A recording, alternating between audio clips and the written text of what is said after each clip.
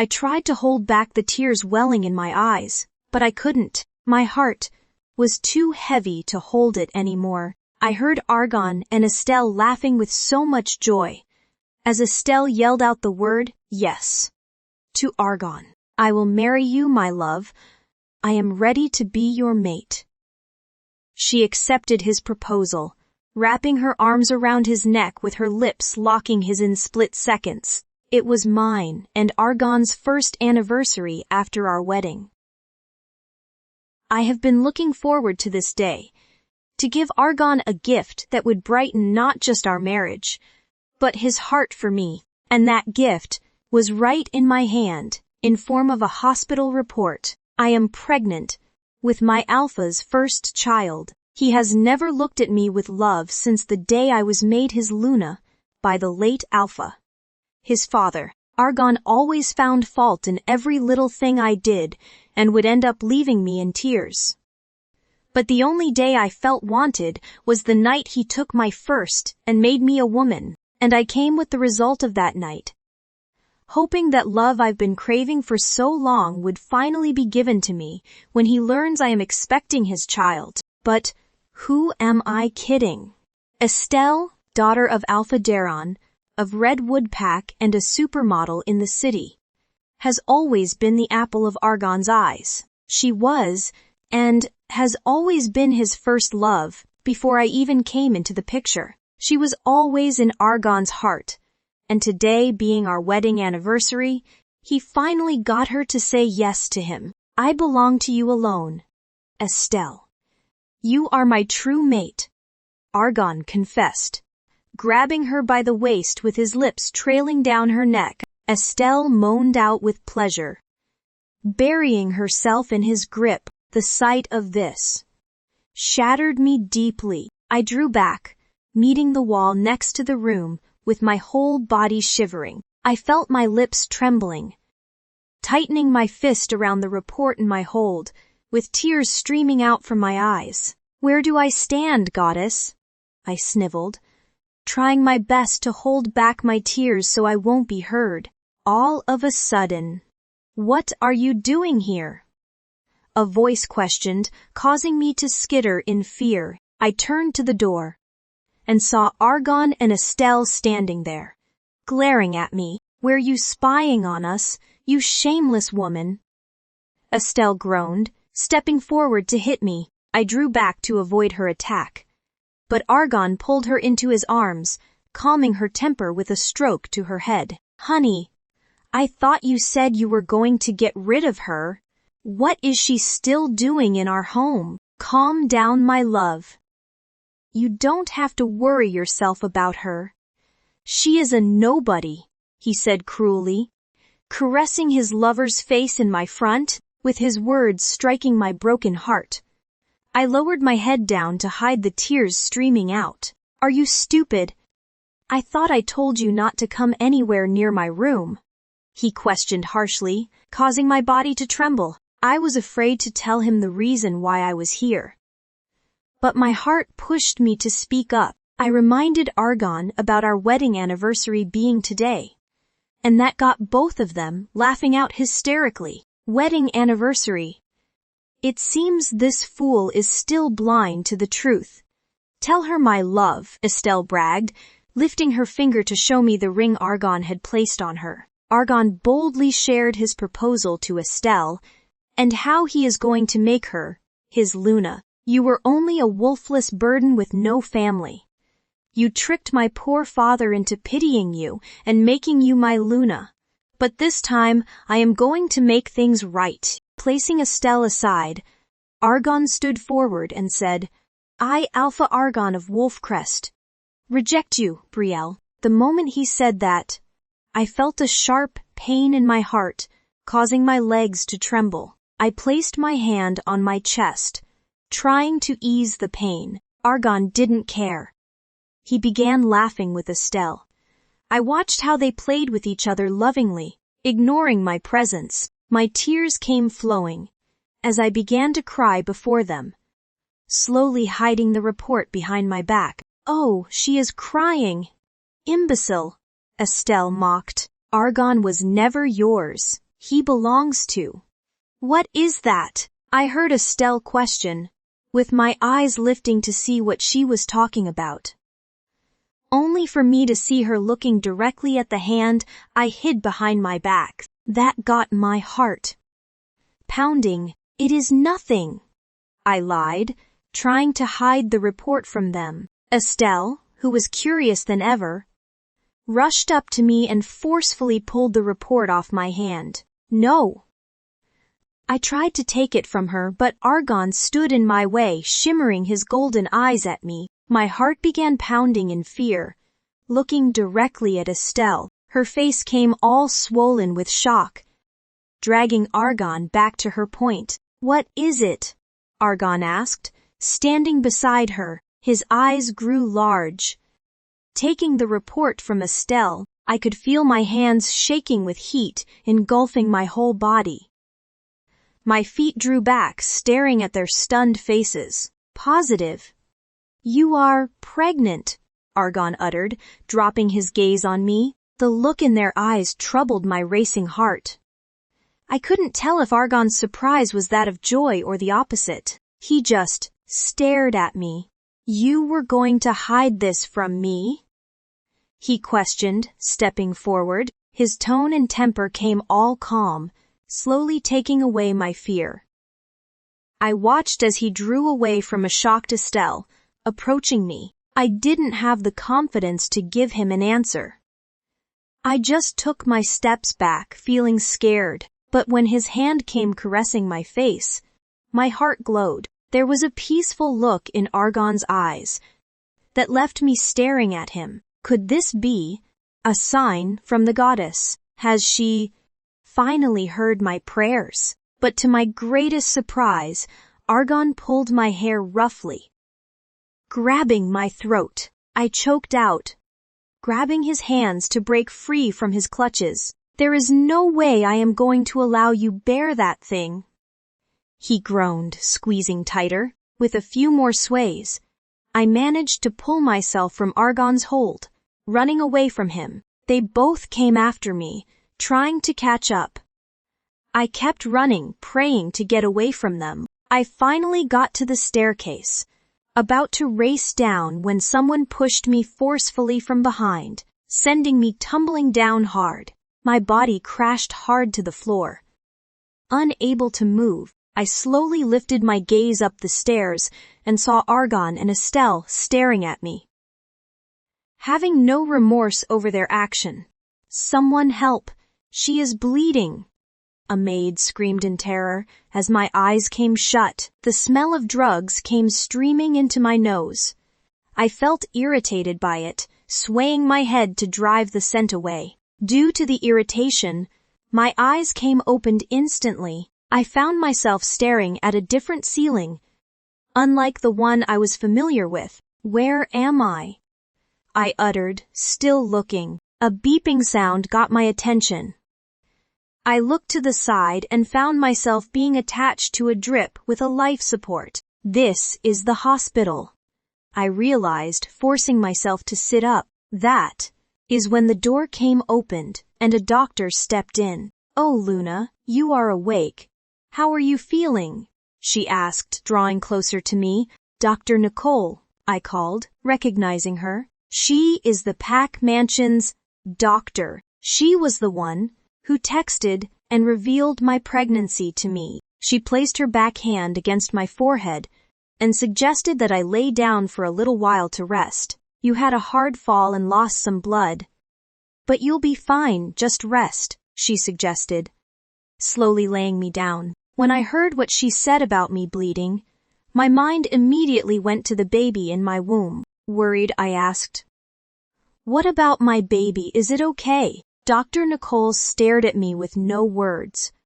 Her face expression was beginning to frighten me, as she sighed out and said, "I am sorry, Luna, but we couldn't save your baby." What? My eyes came large at her statement. She explained to me how the fall caused a miscarriage, killing the baby instantly. I know it is disheartening for you, Luna. Even your husband was shattered to hear the news. He had to leave. I am so sorry, she apologized to me, patting my shoulder. When she mentioned Argon's name, I flashed back to the scene, recalling his stare when I laid at the bottom of the stairs. Bleeding, the look in his eyes. That smile. I held the side of the bed, slowly sliding my hand to my stomach, to feel the spot where I always felt that heaviness. That was my baby, but now it is no more there. It is gone. My lips began to quiver with my eyes welling with tears. Unable to control myself, I began to cry. The doctor tried to calm me down, embracing me. I managed to be calm a bit. Listening to the doctor, who suggested I take some rest for the next 2 hours before I am discharged. According to her, Argon didn't want me staying there for long.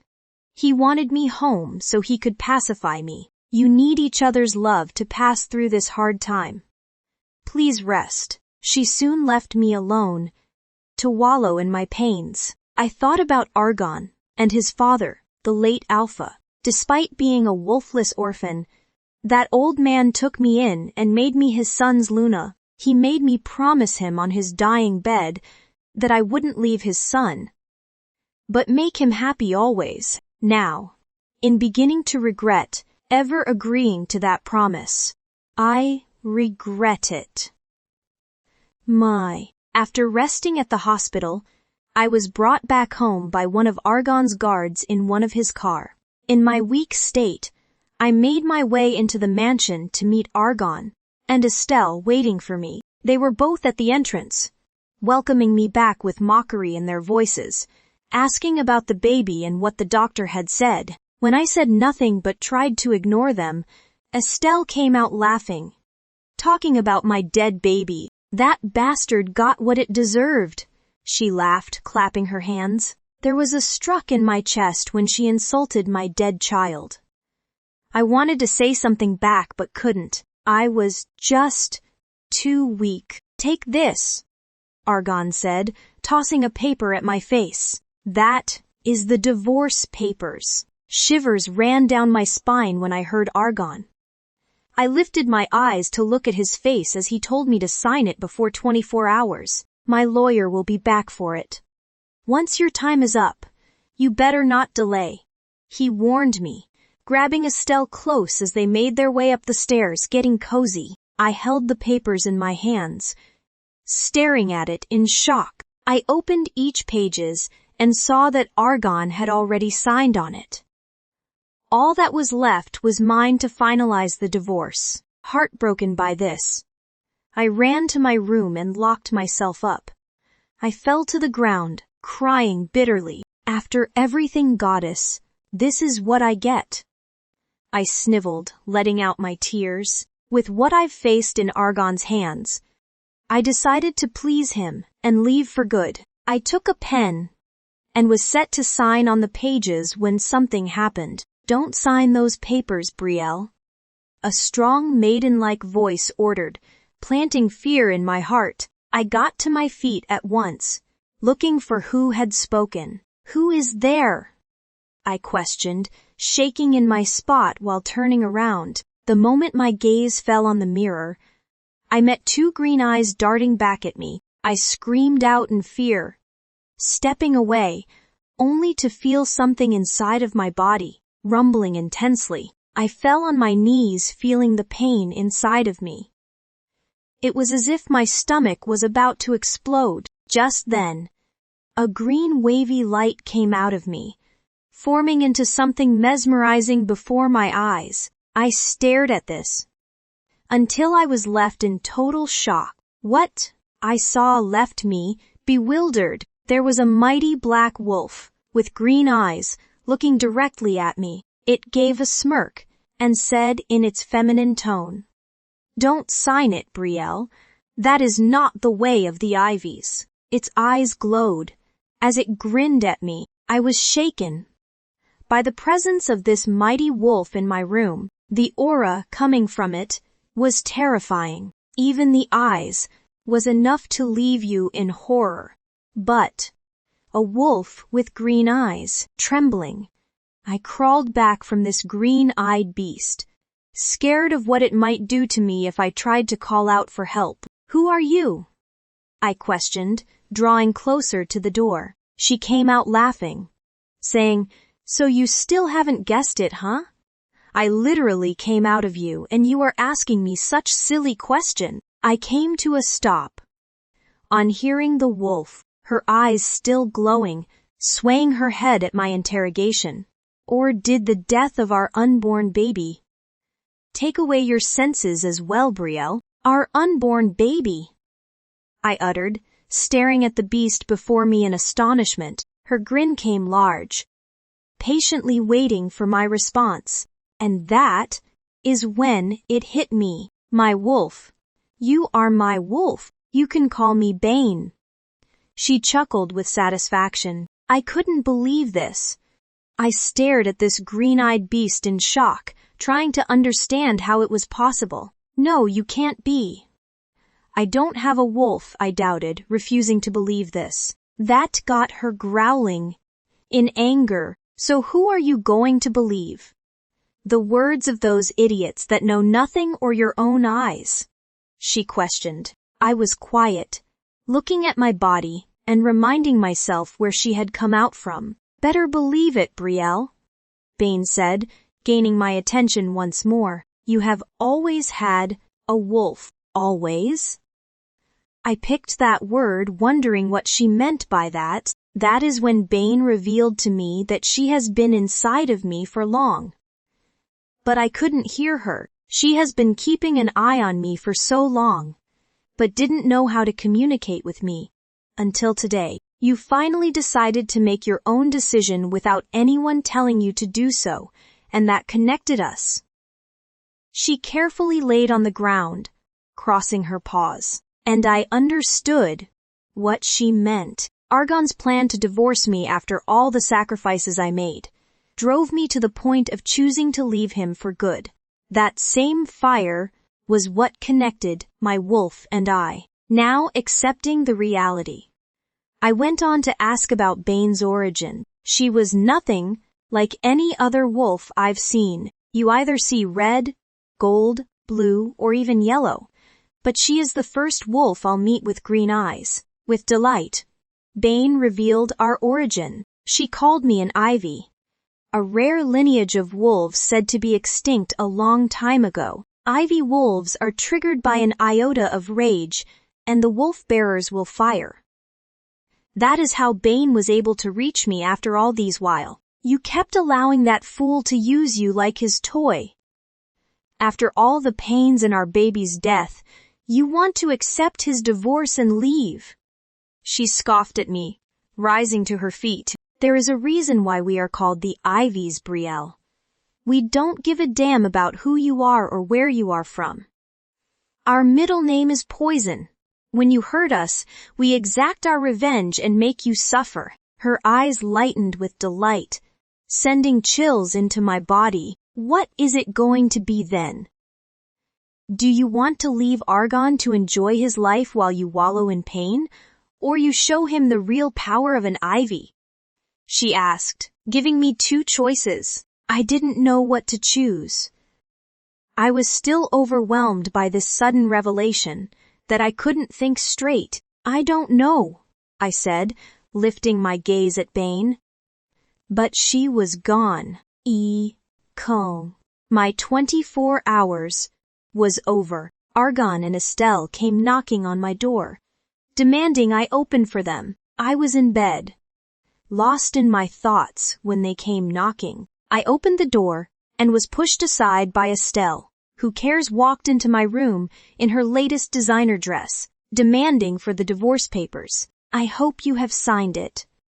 My lawyer will be here soon, Argon asked, lingering his eyes around my room. I didn't give him an answer, but just walked over to where I kept the papers.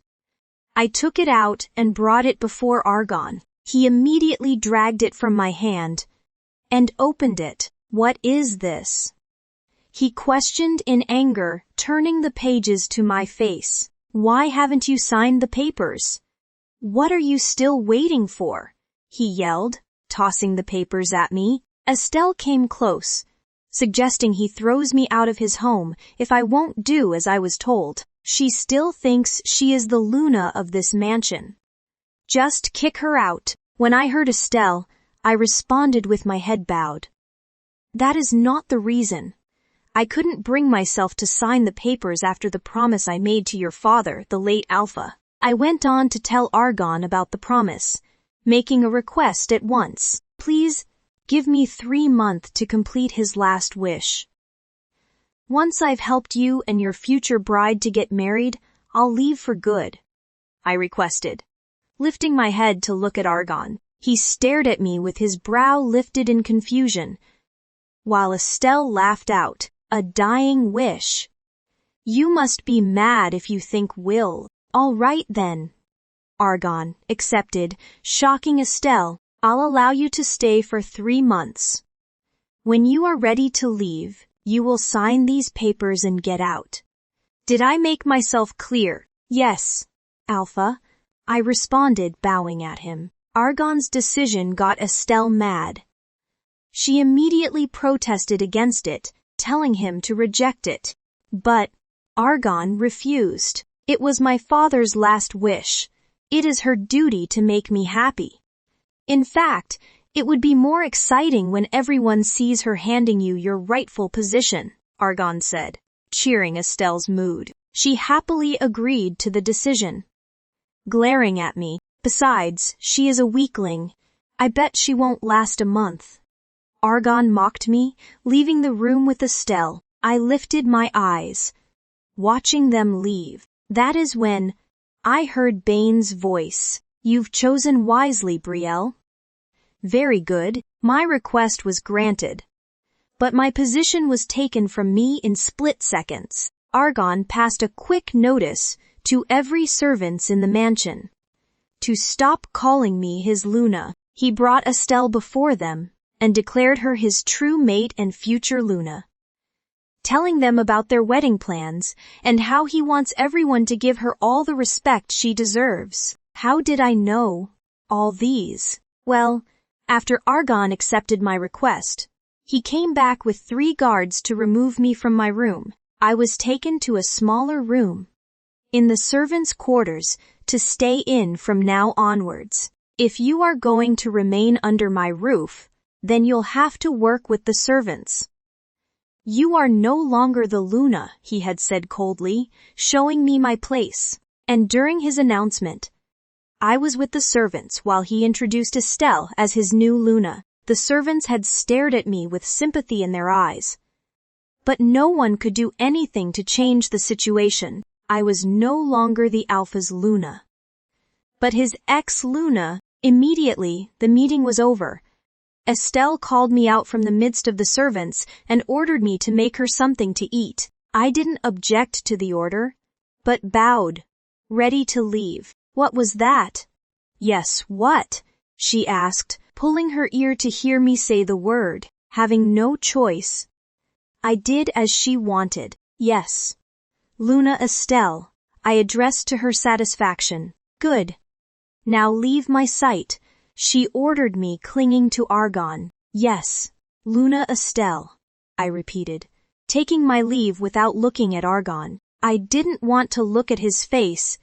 Due to the feelings in me, I began making something for Estelle to eat, trying to be fast with the cooking. When the meal was set, I dished the meal out and brought it to Estelle, who was sitting in the living room with Argon, watching the business news on Argon's company. Aside from taking over his father's position, Argon became the owner of his late father's company, running it to his desire. With his intelligence and skills, the company came top among others. The two were celebrating.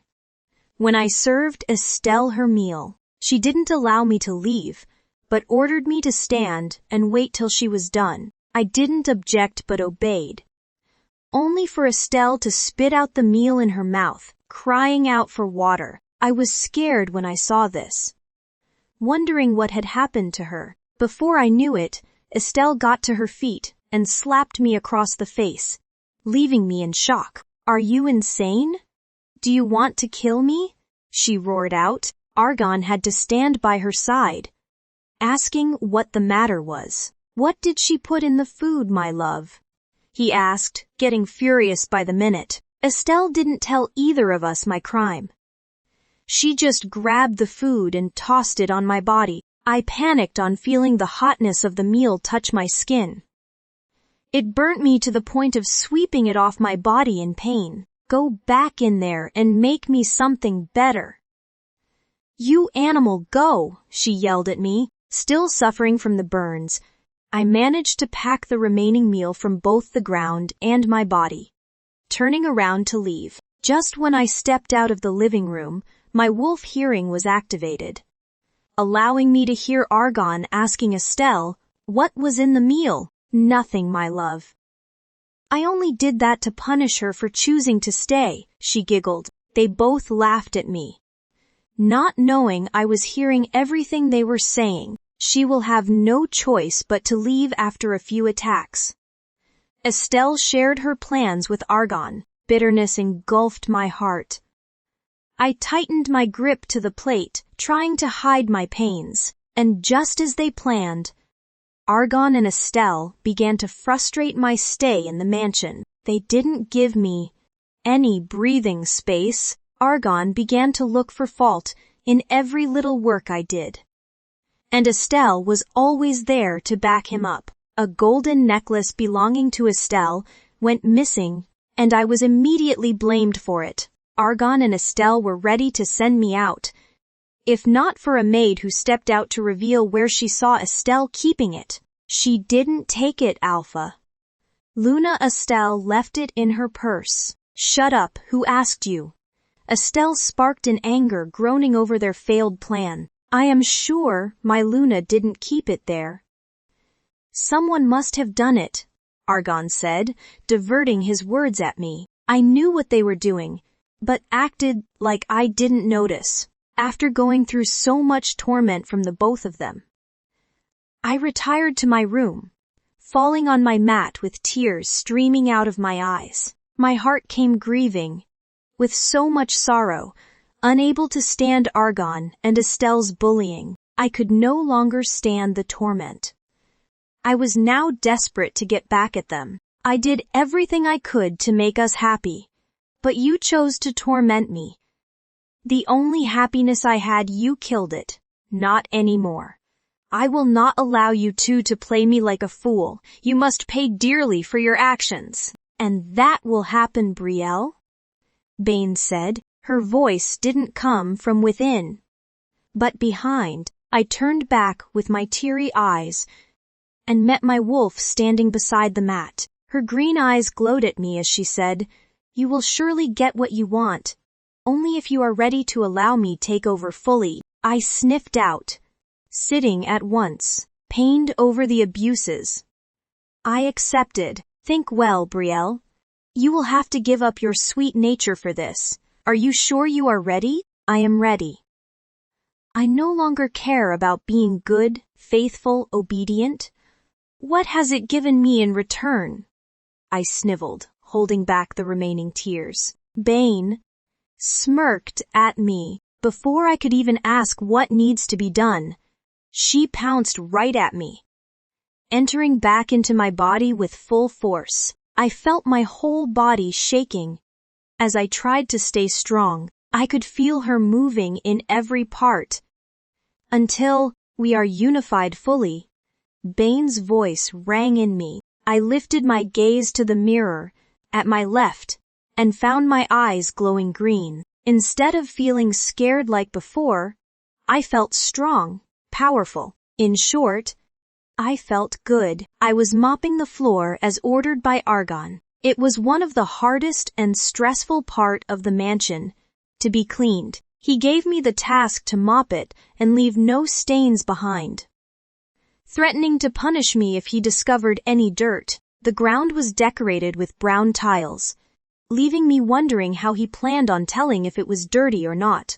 While cleaning, I heard the sound of laughter coming from behind. I stopped to see who it was, only to find Estelle and her father, Alpha Daron, stepping into the mansion. Alpha Daron, Alpha of Redwood Pack, and a wealthy businessman, had his daughter's arm crossed with his, as they chuckled while talking. I am so happy for you, my princess. Finally, you'll be with the man you always wanted. He rejoiced with his daughter. Estelle blushed with joy, thanking her father for his words. When are you two getting married? Dad, relax. You just can't wait, huh? She giggled. I am just excited, my dear. My daughter will be getting married to her true mate. I need the whole world to witness it with their own eyes.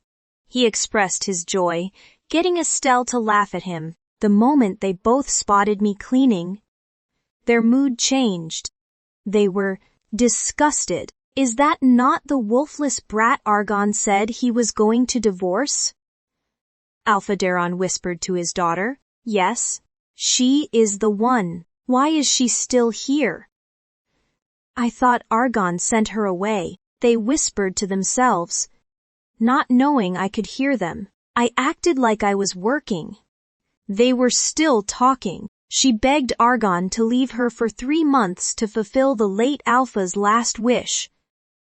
The brat.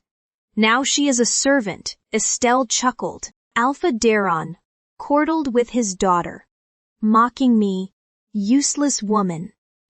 It is a good thing she lost that baby.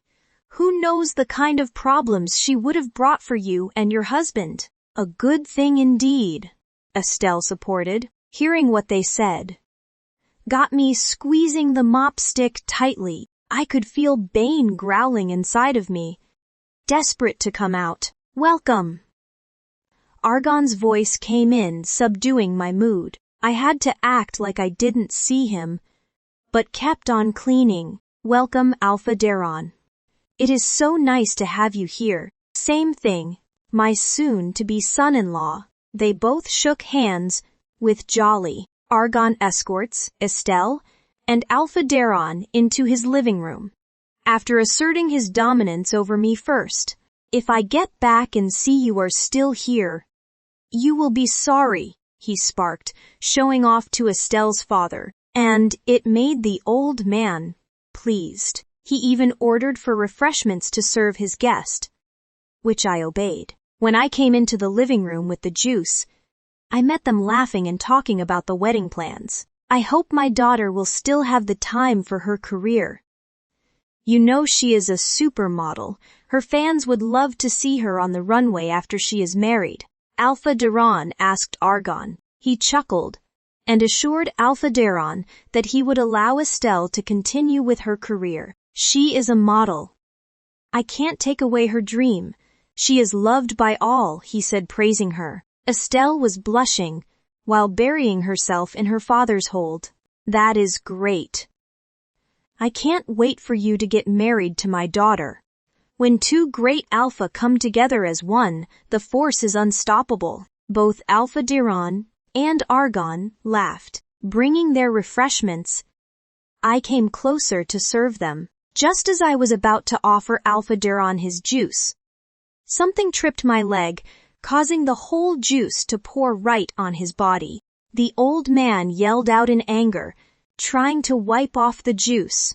I was shocked by this, looking at my leg to see what caused this, only for me to spot Estelle's feet on the way. She had set her leg for me to trip. Her eyes shimmered with delight, getting into character quickly. Father, she cried out. Alphaderon. Argon panicked, rising to his feet to help him out. But Alphaderon didn't allow it. He slammed Argon's hands from touching him, yelling out, all over me.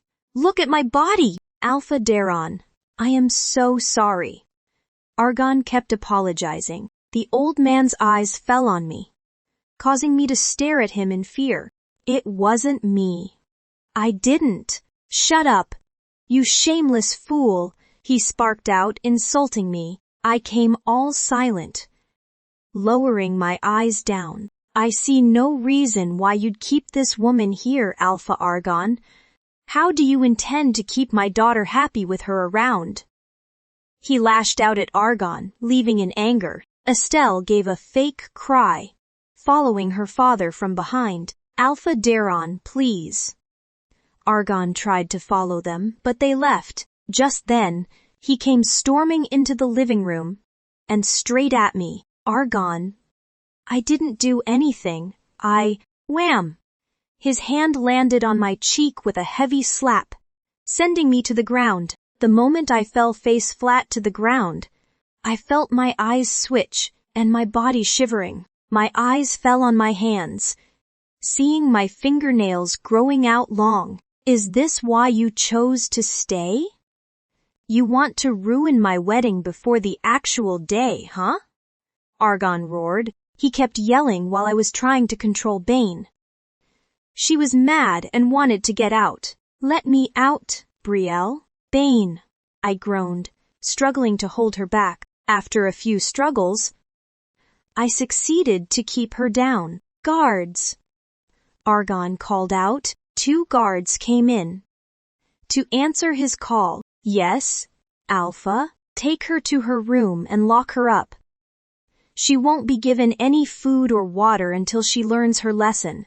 Take her out of my sight. He passed his judgment on me. Without delaying, the guards pulled me from the ground and dragged me away like a criminal. The guards ordered, dragging me towards my room. I was trying to comply with them. But someone was trying to prove stubborn, and it was becoming hard for me to hold her back. Brielle, stand down or else. Bane, don't. I pleaded within, afraid of what she'd do if she takes over me. The inside of me was burning up like I had consumed something hot. I could feel Bane perambulating restlessly, fighting to be free. She was just desperate to step out and attack anybody around me. But I can't allow that. I just have to hold her back. When the guards brought me to my room, they yanked the door open and tossed me inside. Ah! I exclaimed, falling hard to the ground with my knees scraping the hard floor. This sudden impact caused my body to shiver intensely. I felt my heart skip hard, feeling my hands shaking. When I looked at it, I saw long claws slowly forcing its way out through my fingers. Bane. She is getting really mad. You are going to be locked up until the Alpha gives an order to free you.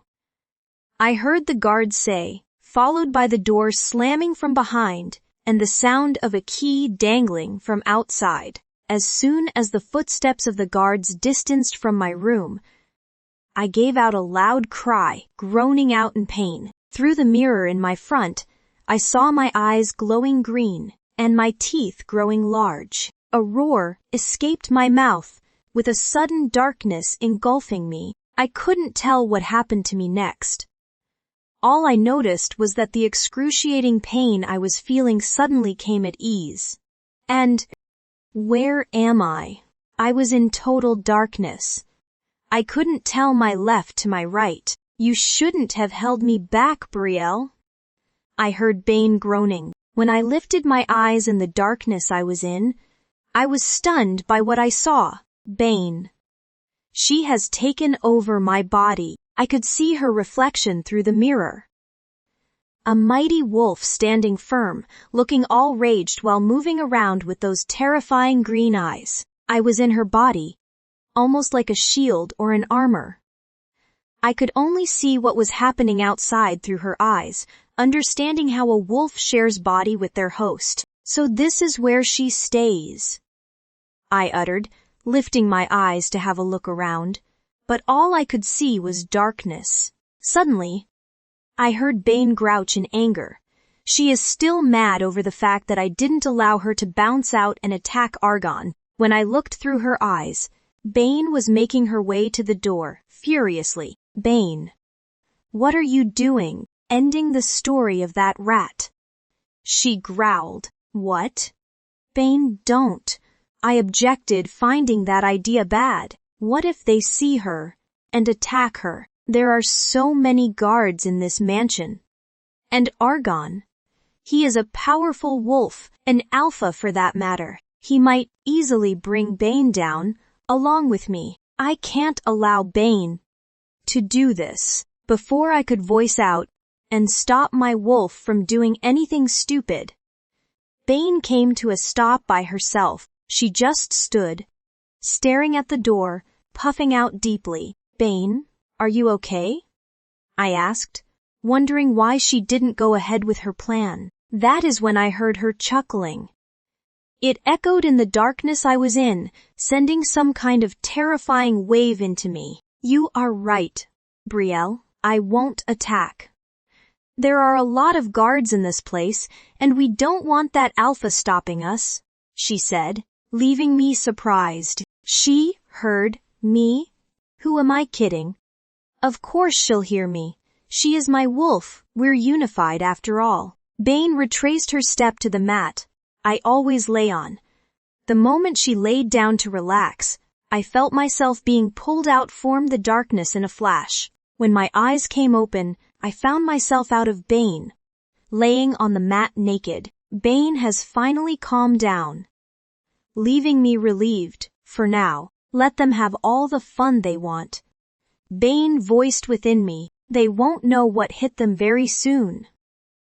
She cackled devilishly, leaving me wondering what plan she has for Argon and Estelle. When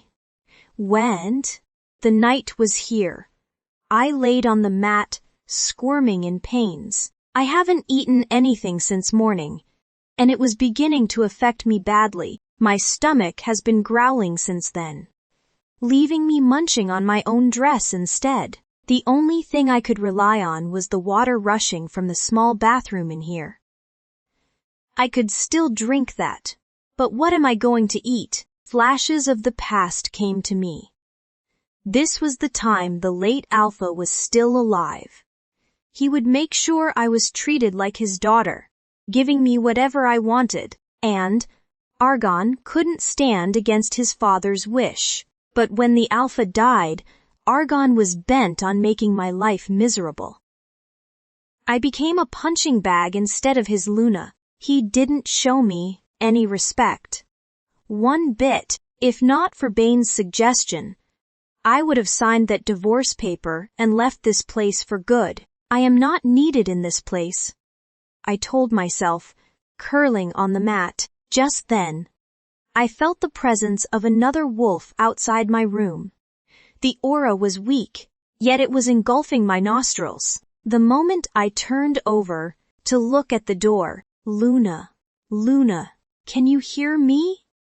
I heard a faint call outside with a shadow revealing from the down. Who is that? Curious, I crawled towards the door, still hearing the faint call, calling out to me. Luna, are you okay? No need to speak. Just knock and I'll know. The voice, a female, said to me with so much concern mixed in her tone. Listening to her instructions, I carefully gave a knock to show I was listening. Oh, thank the goddess! I heard her joyful response, which planted a smile across my face. Who is this lady? Why does she sound so familiar? I was going to ask who she was, but I saw something sliding underneath the door. Please take this. It is the best I could get, she said, forcing a towel into my room, which had something in it. Before I could reach out to the towel and see what was inside, the smell of bread engulfed my nostrils at once, reviving my hunger. Bread? I uttered, rushing the towel. Indeed, there was bread wrapped in the towel. Just 2 slices, enough to pass through the tiny space underneath the door. I immediately picked it and began to eat like crazy, quenching the hunger that has been in me since morning. I'll see if I can get you something by midnight. There are some leftover meal in the kitchen. I'll try to get that without anyone seeing me, okay, she promised. This touched my heart deeply. So, someone still cares about me in this mansion. And I thought I was all alone. I felt my eyes welling with tears as I ate the bread slowly, nodding at the promise of my savior outside the door. Okay, I responded, so she'll know I am with her. I heard her sigh with delight in her voice. She pulled the towel back, repeating her promise before leaving. I still remained at the door, on my knees, munching slowly on the bread given to me by this kind lady. I know it is one of the maids who ignored the risk of being caught and came to see me, even though the bread isn't enough. She still saved me from hunger. Midnight finally came. There was nothing but silence everywhere. I sat near the door, patiently waiting for the maid to return, as she promised. My stomach was already growling for more food, leaving me biting my fingernails in thoughts. What if she was caught? What if she forgot? I asked, getting worried for the maid and also for myself. I don't think I can stay without food for too long. I need to eat. You will eat. That is for sure. Don't worry about it, Bane assured me. It almost looked like she didn't care about what I was facing currently.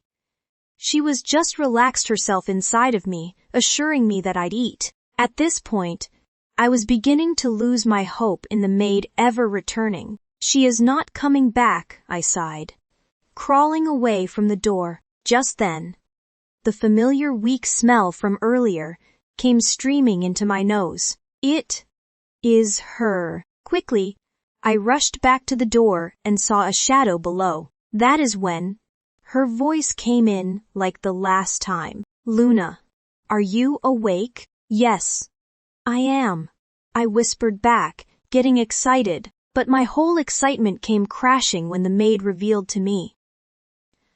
I am sorry, Luna. I couldn't get anything for you. The guards were standing at the entrance of the kitchen. My heart skipped with agony. Hearing how she spoke with sadness in her voice, I thought I could step in and out without them noticing, but they caught me with some food and I had to lie. I was hungry. They didn't allow me to take it anywhere. I am sorry, she pleaded. It was clear in her voice. She was upset. I felt for her, knowing the risk attached to her plans for me. But she didn't succeed. But, don't worry. I know you'll be out soon. I'd just make up an excuse to come into your room in the morning. I'll come along with some food. I beg that you hold on till then. Please, Luna, I understand. Thank you, I appreciated, so she won't feel sad. Her voice sounded pleased after I thanked her. It only left me more desperate to know who she was. What is your name?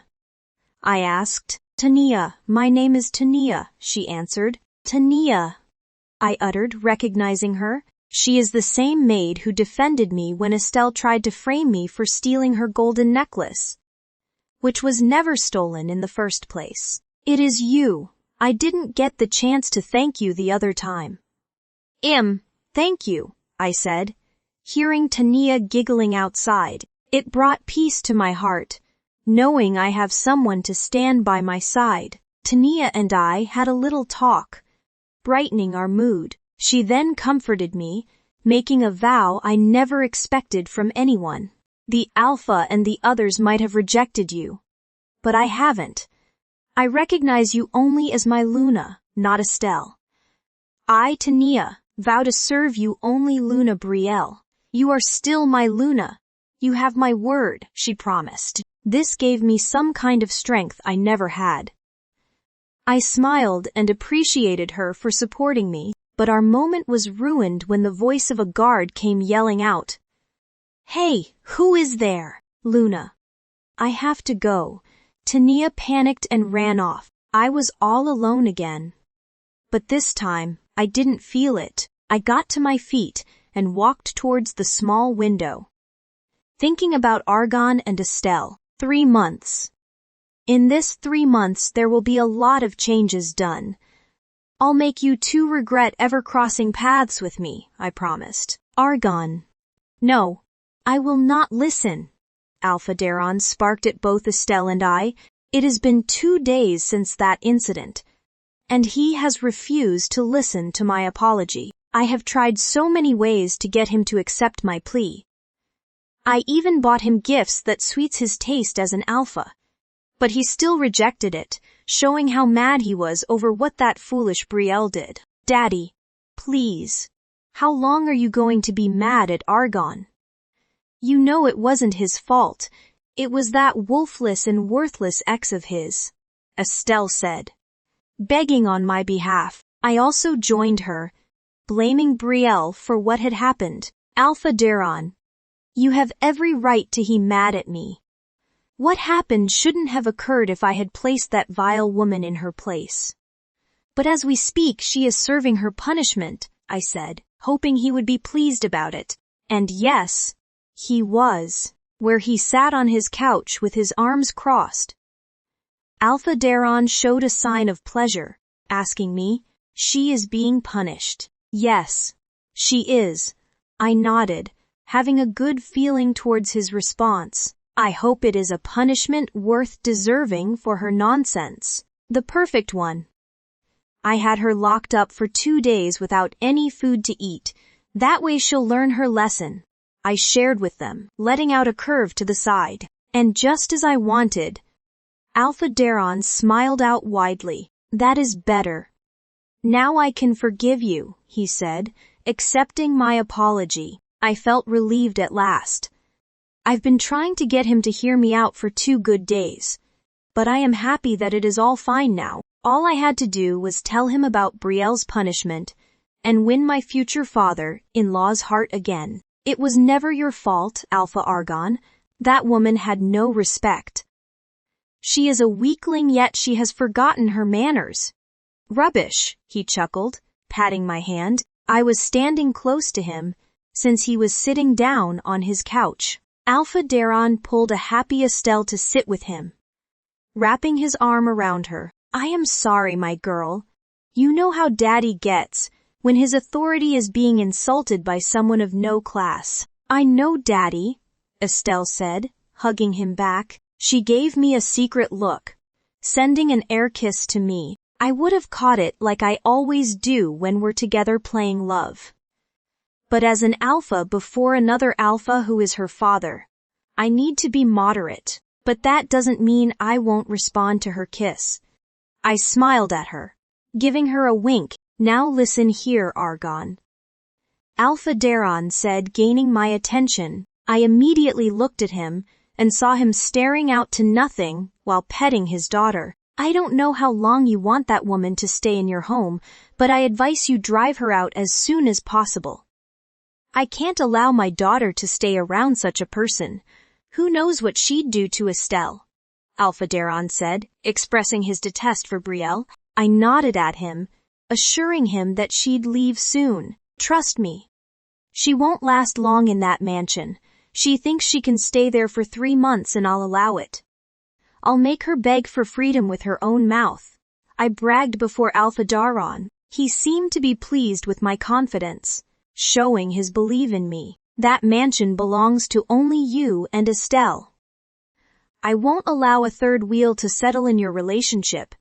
Do what is right fast. You have my word," I promised, bowing at Alpha Daron as a sign of respect. Now that he finally accepted my apology, I decided to leave and head back home. Estelle excused herself, escorting me out from the living room, hand in hand, walking through the hallway of her home. Estelle suddenly began to laugh. "What is so funny?" I asked, getting contracted by her laughter. She kept on laughing, saying, "This is so hilarious. Father can be so dramatic. You know he is your father. If someone had tossed a whole jug of juice on my body, I would have done what he did," I said. But Estelle was still laughing. She pulled her hand out of mine, walking to my front while facing me and moving backwards. "Well, yeah, anyone would get mad if such a thing occurred with them. That is why I made it happen." "Made it happen? What do you mean?" I asked, finding her word confusing, having nothing but excitement all over her. Estelle revealed something shocking to me. Brielle didn't pour my father that juice intentionally or by mistake. I was the one who made her trip. She laughed out again, stunned. That is how I felt, coming to a halt. What? Yes. I wanted her to do something that would cause a big problem, so I carefully raised my leg when she was coming, so she'd fall and ruin everything. She cackled loudly. I wasn't laughing. I was just staring at her in disbelief. When Estelle saw my face expression, she asked, "What, aren't you happy? It is funny, isn't it?" "No, it is not," I sparked out, causing Estelle to shiver with her eyes bulging out in fear. This was beyond smiling or laughing. What she did was unacceptable. Not because she used Brielle, but because she allowed me to go through stress just begging her father for her own mess. "How could you, Estelle? Why didn't you tell me about this plan before carrying it out? You know what I went through just to please and get your father to forgive me. What is wrong with you?"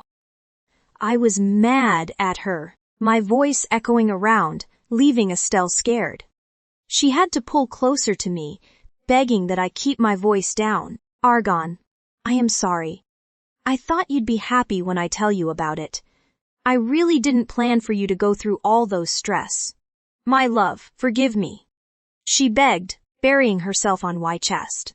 I know I was mad at her, but I couldn't stay angry with the love of my life. Relieving my anger, I wrapped my arms around Estelle, forgiving her for her deeds. "If you want to plan anything next time, you have to tell me first and see if I approve of it, okay?" "Okay, baby, I promise." I kissed her on the lips, assuring her that I wasn't angry with her anymore. She escorted me out of her home until I left in my car. When I arrived at my mansion, I noticed the maids running around in panic. This left me wondering what was going on. "Why are they running about?" I asked no one, but drew closer to the mansion. On getting in, I heard a maid requesting for warm water and another requesting for a bowl. It was as if my home was turned into a marketplace. "What is going on here?" I raised, expecting an answer. "Alpha, you are back," Jerome, my beta, uttered while standing before me. "What is all the ruckus? Why are they running about?" I questioned, pointing at the maids who rushed into the passage at the right. Jerome took a quick look behind before facing me with a sigh. "Alpha, it is your Lou. I mean, it is Brielle." "Brielle," I uttered, wondering what she has done. "What about her? I thought I ordered the guards to lock her up." "Yes, they did.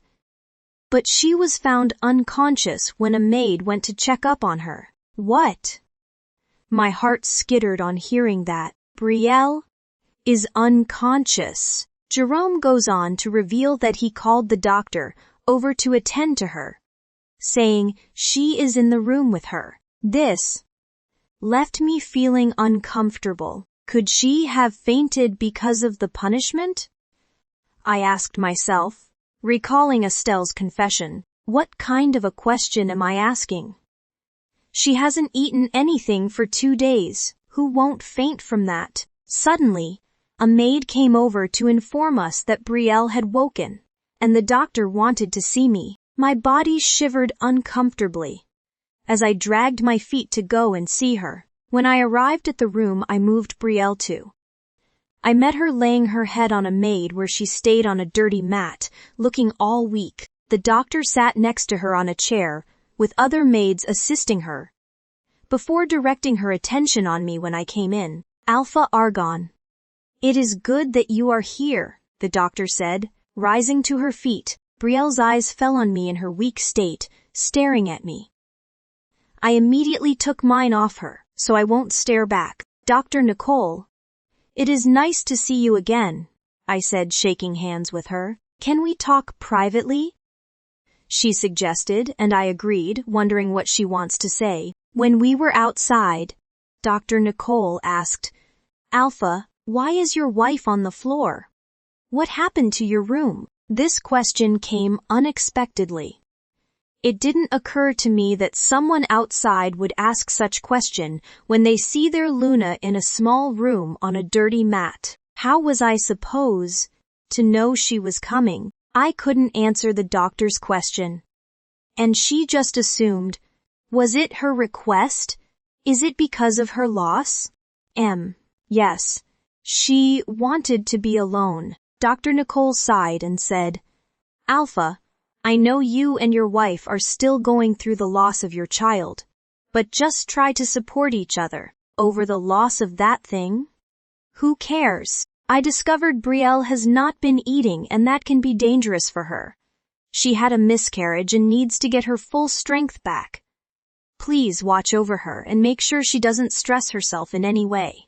Okay, she advised, taking out a note to jot something down. As I watched her, my mind went to that day when she poured the juice on Alpha Daron. I slapped her for it, thinking she purposely did that, not knowing it was all Estelle's doing, and I left her with nothing in her stomach for 2 days. Gosh. A slight feeling of guilt overwhelmed me instantly. I know I don't like her, but I can't help but blame myself for her state. Give her these food and fruits. She would be fine again in no time, Dr. Nicole said, handing me the paper. I took it and appreciated her help. Escorting her out of my home, I took a look at the list and gave a sigh out. Maybe I can use this to compensate for the misunderstanding. Not that I care. I just don't want people to think their Alpha is devilish for starving his ex-Luna. Besides, it was Estelle's doing, not mine. I gave the list to a maid to prepare the necessary for Brielle. I made my way to my room to change before returning back to meet with my beta, but somehow, I found myself heading to Brielle's room to check up on her. I just wanted to see if she was served her meal. When I got there, I met her sitting on the mat with the same maid that offered her lap to her as her pillow. The maid was feeding Brielle while comforting her with sweet words. You are going to be all right soon, Luna. Just eat up and get better, okay? She said with smiles, making Brielle happy. But I wasn't. Don't let me hear you call her that again, I ordered in anger, making my presence known to both Brielle and the maid. They both looked at me in shock, lowering their heads down. Brielle was struggling to look away from me. Her eyes kept meeting with my gaze. She is no longer your Luna. She is just a homeless beggar seeking refuge from me. Your Luna is Estelle. Is that clear? Yes, Alpha. The maid agreed, bowing way down. I glared at Brielle, who gasped in fear before finally breaking the lock, looking away. Rubbish. I snarled at this, leaving the room, and here I was having a bit of sympathy for her. She deserves that punishment. I advise you get her a good bed to rest on. If she doesn't feel like staying in the room with you, get that room set for her. Laying on the floor isn't good for her body, Alpha. Dr. Nicole had advised me before leaving my home. This left me feeling annoyed, because this woman we're talking about, I have no interest, nor a trace of love in my heart for her, if not for the fact that Estelle and I have decided to be patient before we release the news to everyone. I would have told them Brielle is no longer my Luna, but for now, I just have to act like she is still my wife. Leaving Brielle's room for the large parlor, I met my beta, Jerome, talking to some guards about something. I didn't bother or show any care to what he was discussing with them. I believe it is something that has to do with satisfying me, their Alpha. When Jerome spotted me, he immediately dismissed the meeting with the guards. Attend to that first before reporting back to me, he said to the guards, who took a bow at me before leaving. Once they left, I faced my beta, who welcomed me with a smile, asking, "Do you need something, Alpha?" "Yes, I do," I responded, placing my hand on his shoulder, leading the way towards the couch. "When you are done with whatever you are doing, send some guards over to Brielle's room. I want a bed placed in there for her." "A bed? But I thought you had ordered that every furniture should be taken from that room because she doesn't deserve it." My beta reminded me of my own orders, but that wasn't mine. It was Estelle's suggestion. She decided that Brielle should be moved out from her room into a smaller room with no usable furniture around. I did, as my love wanted, But I have to get Brielle a bed, just to prevent her from getting any illness. Or pains that would attract Dr. Nicole's attention back here. I know Jerome would call her, if Brielle gets a slight weakness that looks serious. He is the one that reached out to Nicole when she fainted. Now, I am to take care of her like she is the queen. Yes, that was then. But since she is under medication, she needs a good bed to stay on. And besides, I sat down on the couch while he stood, listening to me. Dr. Nicole can return any time to check up on her. Oh, I see. As you wish, Alpha. I'll get a bed moved into the room. My beta bowed at me. Before leaving the room after seeking for my permission, anything that will keep outsiders from portraying their alpha as someone cruel, I'll eradicate it. And, Wes. Later, after attending to some important calls concerning the company, I noticed someone stepping into the living room. The scent alone was enough to tell me who it was, causing nothing but irritation into my body system, right? At the entrance was Brielle, all dressed in a green long dress, clinging close to the door like a little girl. There was no need to act like I didn't see her there. I stared back at her as she carefully walked into the living room with her face flushing red. She came standing before me, smiling, her fingers tangled with the other, playing with it. Her behavior, like that of one who was immature, was beginning to irritate me. Her lip curving to the side, wrapping her arm across her body, stammering out before me. Alpha Argon. I saw the bed, she stammered, blushing more. The sight of her redness took my memories back to the first day she was brought into the mansion, all filthy and homeless. Father had brought her in like she was his lost child, taking good care of her. All I ever had for her was dearest, because she was an orphan invading my privacy. And she was fond of staring at me with those same shimmers in her eyes. I would have been leaving the life I always wanted if Father hadn't made a decision to Wednesday Brielle and I together. Despite knowing how much I loved Estelle, I was so mad at him for doing something like that. It only increased my hatred for Brielle. Despite all my attacks and threats, she always had this annoying smile on her face. What is motivating her to smile like this? A bed was brought into my room today, and he told me it was you that sent for it. So, she drew closer to me. She grinned, lifting her gaze at me. They sparkled like diamonds, almost making me wonder why someone like her still chose to stay after everything. Parting her lips, she said, I want to thank you. Thank you so much for your care. It really means a lot to me. She blushed, lowering her gaze down at once. It was clear that Brielle couldn't maintain eye contacts with me. And she always does this whenever she is. She is feeling drawn to me. Don't allow this, Argon. Remember who she is to you. I told myself within, reminding myself of my future with my beautiful Estelle, taking one more look at Brielle's face. I furiously pushed her aside, sending her to the ground. She gasped in shock, looking straight at my face while shivering in fear. Thank you. I didn't beg you for it. Don't mistake my gesture as care or love because you are wrong. I only did that to deceive Dr. Nicole, I said openly so she'll know the main reason. I know what that rotten mind of yours was thinking already. You thought I've developed a soft spot for you, just because I sent a bed to your room. I asked, stepping closer to her. Brielle was already crawling away in fear, her body shaking with her eyes, sparkling with tears. I will love it if she cries. Her tears and pains will bring more satisfactions to my soul. Is that what you were thinking? That Alpha Argon now sees you as his mate? No. You are getting it all wrong.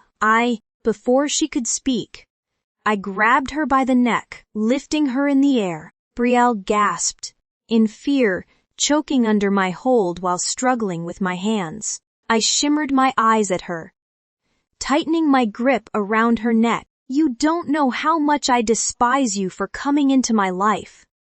You were never my mate, but my father bonded us both. You are nothing but a worthless, wolfless, useless orphan. I groaned, throwing her to the ground with no care of how she lands. But she was lucky to get her stance. Staggering towards a wall, trying to catch her breath, her eyes fixed on me. I could smell her fear now. You just have 3 months in this mansion. When you are done with your whatever task, sign those papers and get out for good, I said, reminding her of the promise she made. Brielle coughed, nodding at me. I know. I made the promise after all. I will leave after 3 months. You better. I groaned, walking out of the room, filled with irritation. I heard her sniveling and sniffing, trying to hold back her tears. She brought this upon herself when she decided to stay back and serve me for 3 months.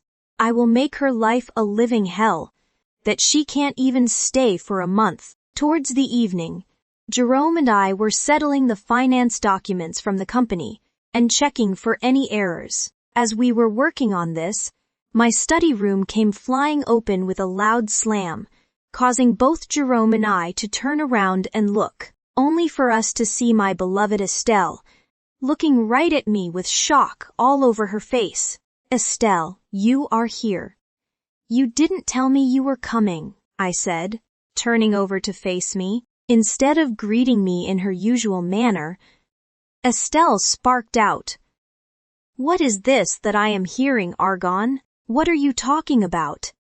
What did you hear? I asked, sensing her rage over something I am yet to know. I'll excuse you, Jerome said, exiting the room for Estelle and I. She drew closer, pointing at the door. What did you do? What are you talking about? Can you be more specific?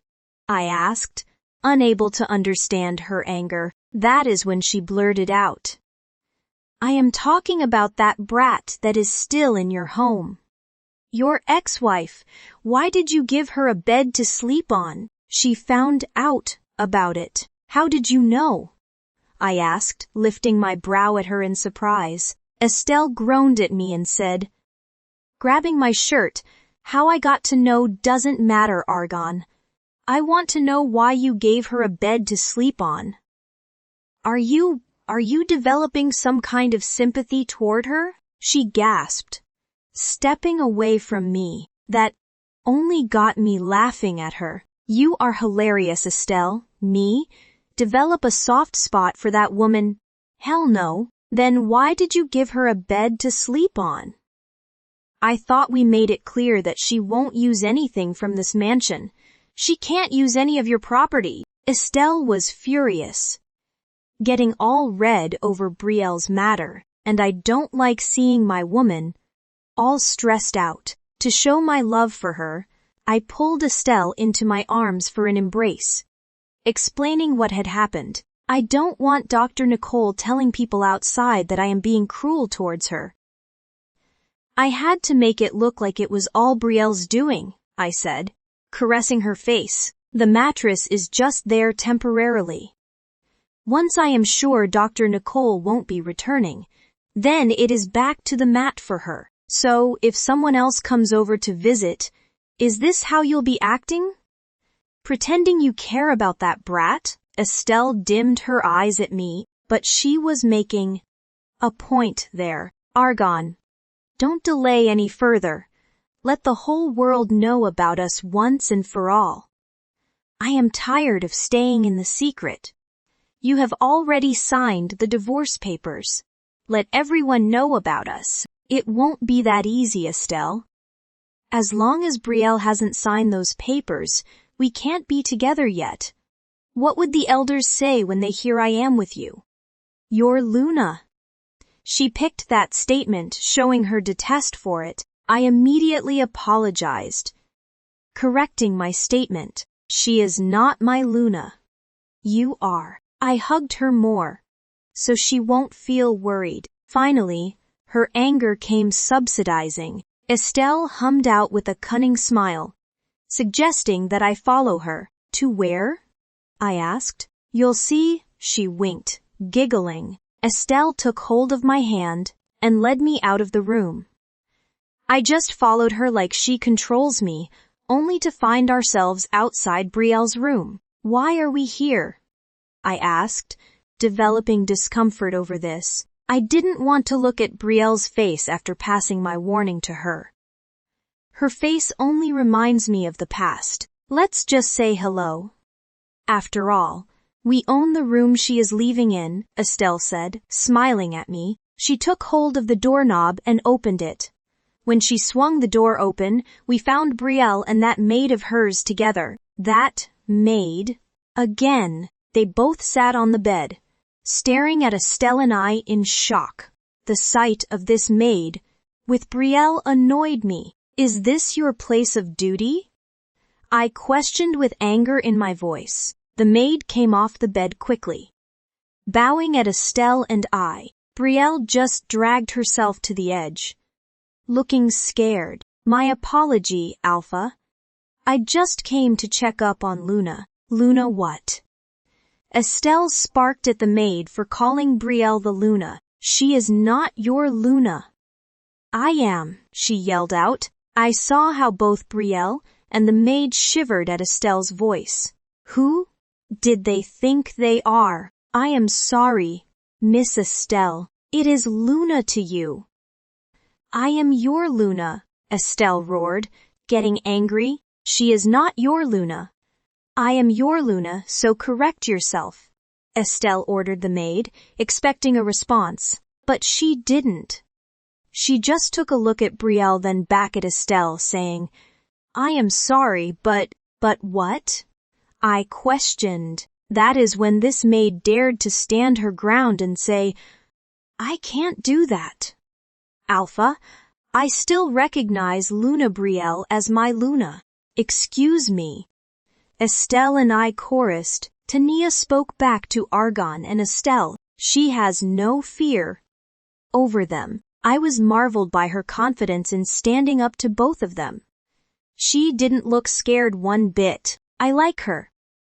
She may have a small wolf in her, but her zeal is beautiful. Bane chuckled within, admiring Tania's bravery. Yes, it is remarkable, but I am also scared for her. This is her Alpha, and his lover she is going head to head with. Excuse me, can you repeat that statement? You will only do what? Argon questioned Tania. I could see the rage engulfing both of them, with their eyes darting right at poor Tania. Repeat what you just said, Estelle roared out, moving around to get to Tania's point. When I saw this, I knew what was going to happen next. My apologies, Alpha, but it is hard for me to just accept someone else as my new Luna.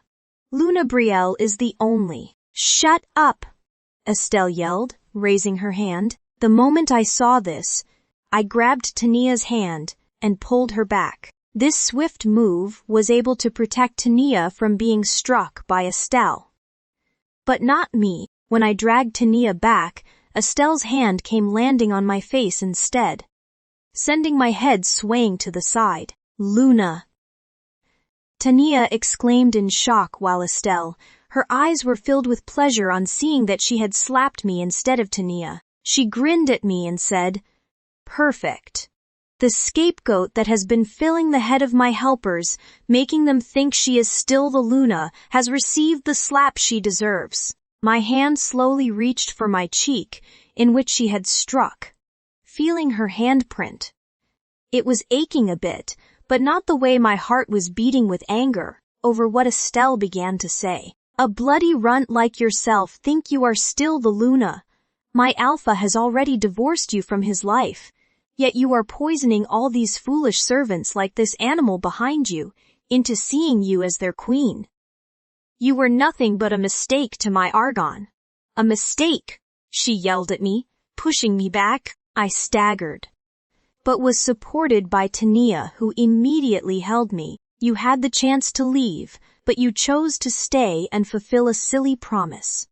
Fine, you were given that go-ahead. But as long as I am here, and my Argon has rejected you wretched orphan, I am the only Luna in this mansion. Is that clear? You disrespectful maid? She roared at Tania, shimmering her golden eyes at us. Tania, who was holding me from behind, didn't want to answer Estelle. I could sense her zeal and loyalty for me. She was ready to respond back to Estelle's words, but I didn't want that. I don't. Tania almost rejected Estelle's order, but was interrupted by me. I had grabbed her hand from behind, stopping her from speaking or challenging Estelle. Then, I said, "We are sorry.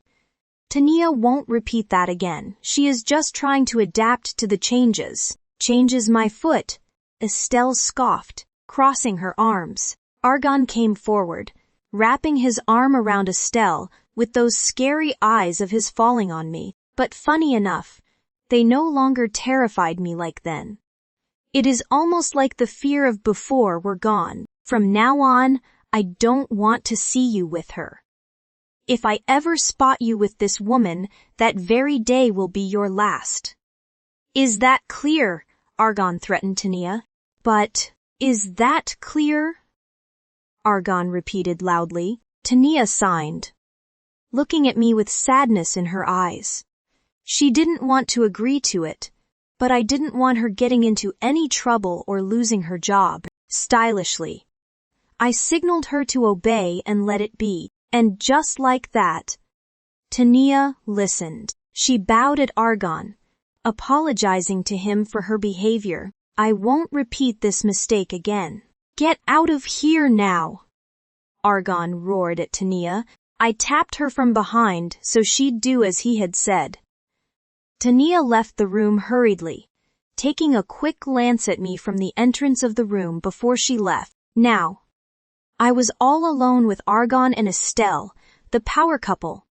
They both had their eyes at me, looking at me from head to toe with disgust in their gazes. Look at their ugly faces. Just one slash across it and they'll have a sexy bloody face. Bane mocked within. My mouth almost broke out with laughter, imagining how their face would look like.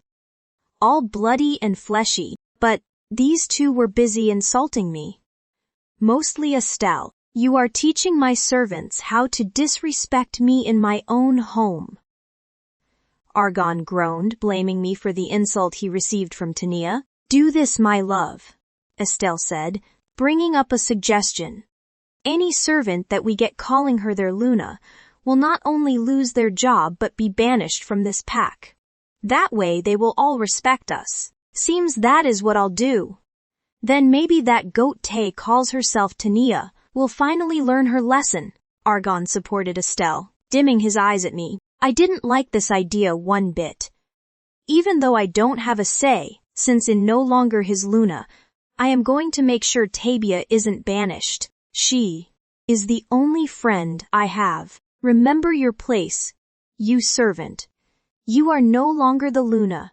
You are a slave, until this 3 months are over. You will serve us both till then, Estelle said, showing dominance. All I did was draw back from their point, avoiding them from nearing me. Argon didn't hesitate to add salt to my wound. Pulling Estelle closer to himself, he said, "I have told her already when she came thanking me for this bed that I'll soon take away from her." He pointed at the bed. She thought I had grown a soft spot for her. How sad. Is that so? Estelle came out laughing while Argon stared at me with a smirk. Our eyes were locked at this point. What he said left me feeling weak.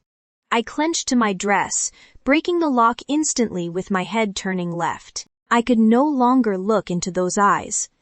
It only reminds me of all the pains he has put me through. You still have the chance to leave, Brielle. Just sign the papers and get lost. But if you want 3 months to reach, then serve us, Estelle giggled. I remained at my spot. Without looking their way, the next thing I heard showed they were leaving my room. "I am hungry, my love," Please, let's head to the dining. Of course, sweetheart. Let's leave this stench of a room. And yes, let the guards come here tomorrow and remove this bed. They should burn it as well. Otherwise we'd be infected by her reek, Estelle mocked, giving out the throw-up sound. Their voice grew distant before I turned over to find myself all alone. Stents? Wretch, runt, orphan. I called all the awful names Estelle and Argonne have been calling me since, feeling bitterness engulfing my heart. My anger came rising. As I grabbed the head of the bed they planned to take away from me soon, my claws slowly coming out from my finger, giving a deep mark into the wooden head of the bed. Inasmuch as I want to leave this place, I still need to stay here until I've accomplished my goal, I said, remembering the plan Bane and I had made. When Bane heard me say all these, she gave a satisfying groan in me, saying, "Now you are getting it. Keep on digesting this, because it is going to help when the time comes. Remember who you are, Brielle. You are an ivy. We get whatever we want when we decide to make our move, and we deliver it to our enemies." In the finest way ever, I completed, feeling a surge of power revolving inside of me. Sitting back on the bed, I gave out a sigh, with my hands covering my face. The thought of Argonne and Estelle's constant abuse on me irritated me to the core. It made me wish I could just grab them by the throat. And, Luna. I heard a whisper from behind, a familiar one. Turning around, I spotted Tania peeping into my room to make sure it was safe for her to come in. "Tania, you are back." I stared in surprise. Despite Argonne's threat, she still came back. She tiptoed into the room, shutting it close with the bolt, before rushing to sit next to me. "Tania, the Alpha had ordered you not to return here. Why did you disobey his command?" I asked, still looking at this maid that never ceases to amaze me. She gave out a scoff, responding to my question. "I know I shouldn't be saying this, but he lost my respect when he pushed you off the stairs." I was stunned to hear this from her. She was there. That is when I remembered the voice that screamed out for help. That was Tania. No wonder I was confused the other day, trying to figure out where I had heard her voice before. Tania took hold of my hands with sadness in her eyes, saying, "Luna, you shouldn't stay here with this people. They are cruel and devilish. Please, just sign the divorce paper and leave. You have your whole life ahead of you. Don't waste it in this prison called a home." "Tania," I called, noticing the bitterness in her voice. Her eyes were already welling with tears, as she begged me once again to leave Argonne. "He doesn't care about you, Luna. Look at what he did to you and to your baby," she sniveled, staring into my eyes. My heart sank when I saw the pains resting within her brown eyes. She reminded me of the sorrow I felt when the doctor revealed my baby was gone. My heart came sinking with tristesse. "Please leave this place. You don't have to worry about going alone because I'll come with you. I'll follow you wherever you go, Luna," she promised, wiping her tears. I was moved by Tania's zeal and passion to serve me. "But why this much love? You have me to stand by your side. Just sign those papers and let's leave." She sniffed, looking at me. When she noticed how silent I was, Tania gave a light curve to the side of her lips and said, "I know you might be wondering why I am being so clingy to you, Luna. It is because of your good deeds in the past." My good deeds. That is when Tania revealed to me about the first time she came into the mansion to serve as a servant. She had no one, not even a home to call hers. She has been roaming the streets, looking for food to eat and a job. There was an occasion taking place at the mansion, and she had used that opportunity to come around to beg for food. The guards were trying to send me off. That is when you came and pretended to know me. Do you remember? She smiled. I had forgotten about that day, because it became a sad one for me. Argon had hurt my feelings at that time, and I didn't want to think about it, but now that she mentioned it, I flashed to that period and remembered how it all went. Yes, that was Tania. She looked so filthy in rags, and her hair was unkempt as well. Anyone that had seen her that day would mistake her for a mad lady, but I was drawn to her. I had lied to the guards about Tania being a friend, taking her in to get dressed. When she was looking all clean, she begged for some food to eat, and I took pity on her. I don't know what moved me that moment. I just offered her a place here in the mansion to serve as a maid. She was so happy. I can still remember the embrace she gave to me as an appreciation. How could I have forgotten about her? With all that has been happening between you and Alpha Argon, you had no time to yourself. You were always in depression, Tania said, pointing out the reason. It was all because of Argon and his constant bullying on me. That is why I forgot about that day. And about Tania. Tania, I am sorry. I didn't realize you were the lady. Luna, it is fine. I understand you, she said, still holding my hands. She showed her understanding to my pains and shared the promise she made after that day. She had vowed to be by my side for the rest of her life, and I will not serve any other person but you. You have my word, she vowed. This touched me deeply. I never thought an old deed would come back to favor me. Tania has been true to her words, keeping me company. She has won my heart. This cub amazes me. Take special care of her, Brielle. She is a fine one, Bane voiced, showing her interest in her. This showed that Bane and I were both on the same page. Tania is wonderful. Again, Tania advised me to sign the divorce paper and leave, but I refused to do so. Why, Luna? She asked. I made a promise to the late Alpha before he passed away. I won't leave this place until that promise is fulfilled. She couldn't say anything else but lower her head at my wish. All right, Luna, but if you need my assistance in anything, don't hesitate to call me. I will help out. Thank you, Tania. I appreciated hugging her. I know she is upset with the treatment given to me by Argon, but she has to bear it until I am done with my mission. After having my dinner, I was about to get into bed and sleep when a knock came on my door. There was a sense that came streaming into my nose, making me aware of who was outside my room. Approaching and opening the door, I met one of Argon's guards standing there. He had a strong face, showing no sign of emotions. Alpha Argon and Luna Estelle request for your service in their room immediately, he reported. My eyes came a bit large by this sudden summon, sending my attention to the clock in my room. It is almost midnight. By this time, I uttered, facing the guard, but he didn't care. They seek for your service at once. Failure to respond, you'll be punished, he delivered, walking away. This left me feeling upset. A guard that used to show me respect back then now treats me like a slave. Why am I even bothered? It is the order from his Alpha, not wanting any trouble with those lovebirds.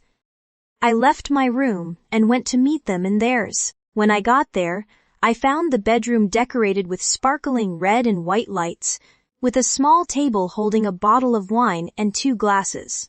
The floor had rose petals all around, including on the bed, shaped like a heart. What the hell is going on here? Is this some kind of shrine? Bane muffled at what she saw. I was amused by this arrangement, having a hint on what was about to occur. Those two are on a date. I've never been on a date before. I stared at the decorations, feeling sad. Argon has never had a date with me. This ached my heart as I stepped in fully looking for them. but I didn't see a sign of Argon or Estelle. Their scent was strong, indicating how close they were. That is when Bane came out growling with detest, taking my attention to the corner to spot Argon, and Estelle stepping out of the bathroom, putting on night robes while laughing. "No, stop it. You can only have another look when we get into bed," Estelle said seductively, her arms falling around Argon's neck while his arms wrapped her waist, pulling her close for a kiss. As Estelle giggled with delight, her yellow eyes flashed my way in an instant, looking surprised to see me. "What are you looking at, you slave?" she groaned out, making my presence known to Argon. He turned around to look, glaring back at me. I just dropped my gaze down, apologizing. "I didn't mean to interrupt, but I was told you needed my service." "Yes, indeed," Argon answered. They both walked towards the bed, sitting down comfortably, before Argon ordered me to serve them their wine. "It's an expensive drink meant for those of royal standard, so don't spill it," Estelle bragged, leaning into Argon's hold. I nodded at her words, trying to control myself around them while drawing closer to the table. The wine was already opened. I lifted the bottle and began pouring the wine into the glass carefully. "My love," Estelle called Argon sweetly. I slowly lifted my gaze to see what they were doing. Estelle had her hand running on Argon's chest temptingly, with her eyes flashing with hunger. "I really want you tonight," she purred, taking his earlobe in her mouth. Argon was slowly getting tempted by her mood as he reached for her lap, caressing it with desire. "You don't have to ask, my love. You can have whatever you want, including me," he whispered, kissing her neck with his lips trailing every part of it. Irritation filled my entire body when I saw this. I immediately took my eyes away from them, feeling a stab in my chest. I was hurt seeing them together. "Oh, they want to play naughty, huh?" Bane said, almost making me lose my focus. "Well, two can play that game." All of a sudden, without any notice, I felt my body being pulled back with force, followed by darkness all around me. When I lifted my eyes, "Let me serve them for you," Bane said. Goodness, she has taken over. As Argon and Estelle continued with their intimacy, Bane, who was now in control of my body, lifted one glass of wine from the table, saying, "Here is your..." Oops! To my surprise, she tossed the wine directly at Argon and Estelle's face, mostly aiming at Estelle. "What the hell?" Estelle screamed out, trying to wipe the wine off her face. Argon was doing the same. "Are you mad? Were your eyes closed?" he yelled at me, still wiping his face. "I am sorry. I don't know how it slipped.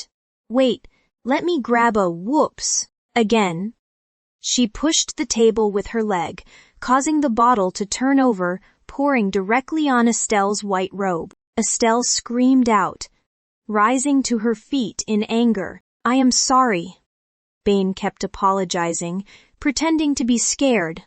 "But this wolf doesn't give a damn about them, and I won't lie. I was enjoying this." "You wretch!"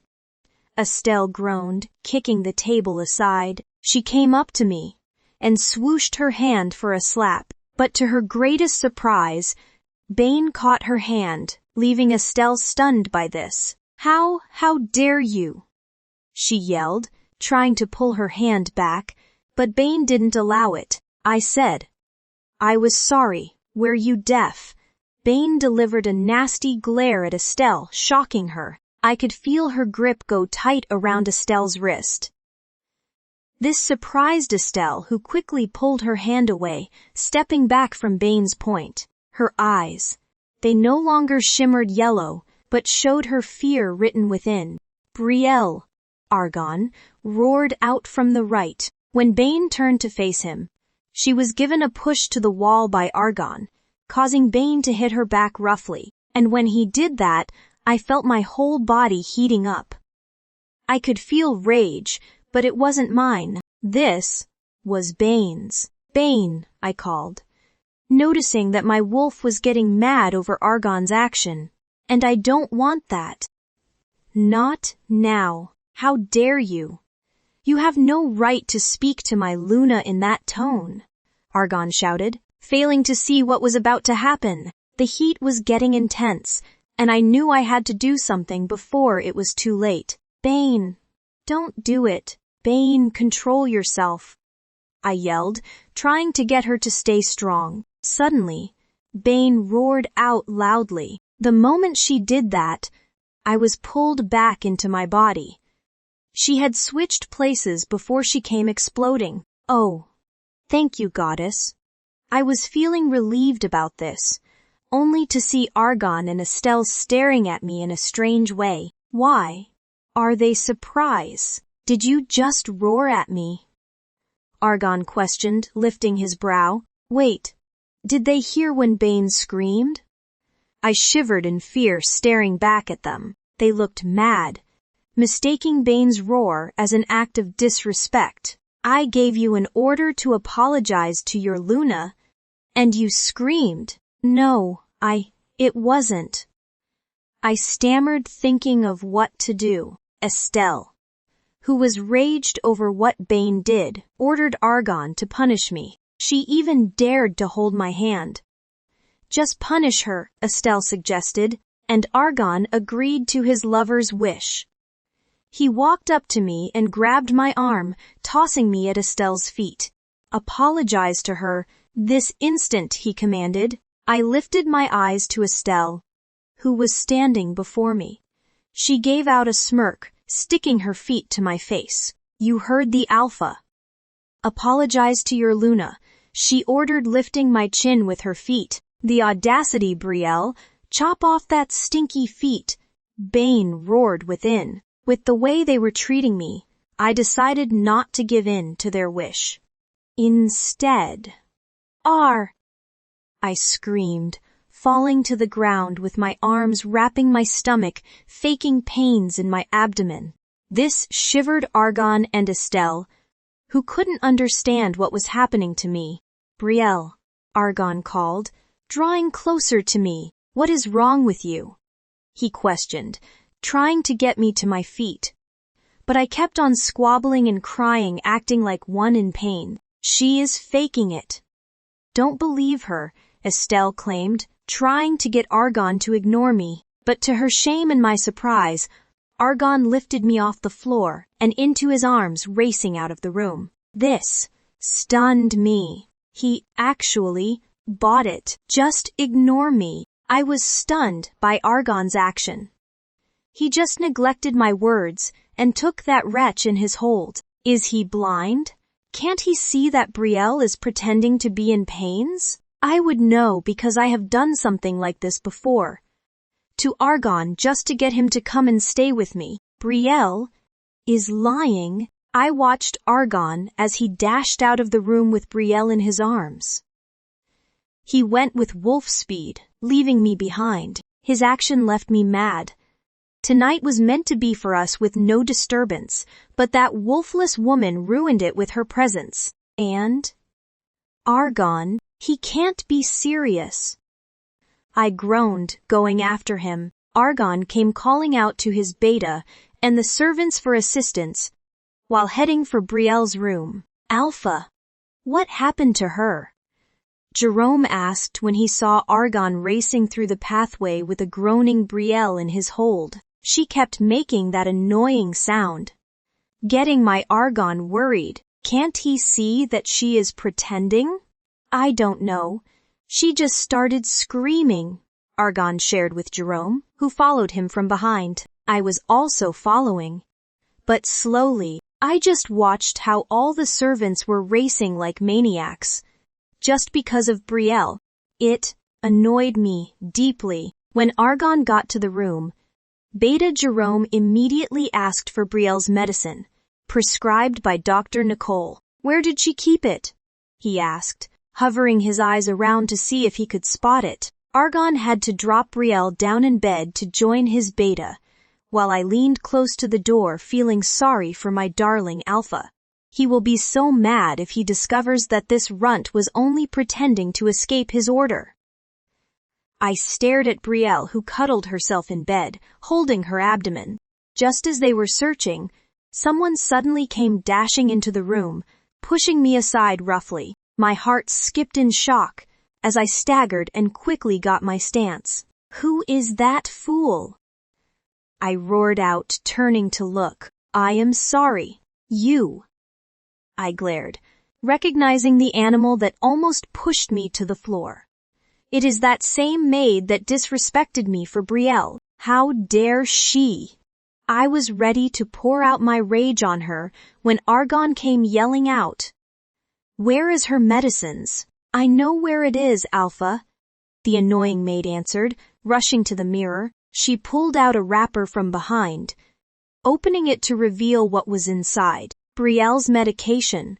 That was what was inside the rag. When Argon saw it, he immediately grabbed it from the maid and got into bed to attend to Brielle. She was still whining and shedding fake tears, just to convince Argon that she was indeed suffering, and Argon blindly attended to her. "Here, take this." He lifted her head a bit, helping her to consume the medicine. Brielle gulped down the medicine, still giving a soft whine. The doctor had said she needs some rest. If she is stressed out too much, she won't recover fully, the disrespectful maid said to Argon and Jerome, drawing closer to the bed. "If you don't mind, Alpha, let me watch over her until she is better," she volunteered, bowing her head down at Argon. With all the drama that took place, I couldn't control myself anymore. I came bursting out in laughter, clapping my hands. "Wah, what a show.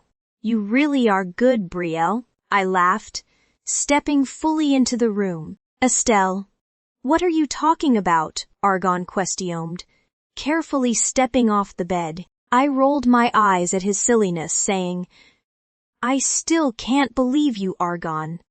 She just fainted on the ground and you immediately believed her lie. Come on, open your eyes. What do you mean by lie? Can't you see that she is in pain?"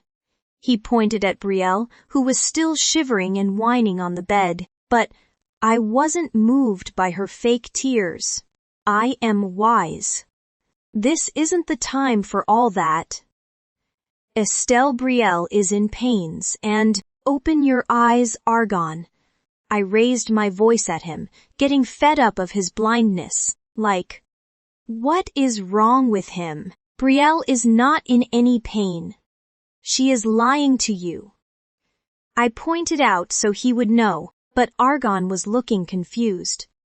He must be wondering how I knew she was lying. I am not going to tell him that I've done this act before, but rather, I'll use something else. Think about it. Why didn't the pain start when we called her to serve us or when she was busy ruining our date? Why did the pain start when you ordered her to apologize to me? She is lying, and I'll prove it to you. Filled with desperation to expose Brielle, I stormed towards the bed, ready to pull her out. Her companion, Miss Disrespectful, tried to stop me, yelling that Brielle was sick. With annoyance, I used my wolf strength to push her aside, sending her falling to the ground. Estelle, what is wrong with you? Argon yelled at me, drawing nearer to stop me, but he was too slow. I grabbed Brielle by the arm, almost pulling her out from the bed, when my nose perceived a strong yet weak odor coming from her body. Is that? I sniffed once again, gasping out of realization. Sickness! I shrieked in disgust, letting go of Brielle immediately. I quickly took out my napkin to wipe my hands. The odor of sickness was so irritating that I couldn't stand it. Are you satisfied? Move aside. Argon pushed me, moving closer to Brielle. His action left me astonished. When I dropped my eyes back on Brielle, I was left confused by what I saw. Her face, The lively color I saw not quite long suddenly vanished into a white paled skin. She is really sick. Alpha, she is running temperature, Jerome reported, touching Brielle's neck. This report left Argon feeling distressed. He had his hand rubbing his back neck before settling it on the maid. Before he could utter a word to her, she said, "Let me watch over her, Alpha. The doctor had told me what to do if such arises. You don't have to worry, okay?" "You can stay with her," Argon agreed, permitting the maid to watch over Brielle, where I stood. Watching all these, I was in daze. I thought Brielle was lying.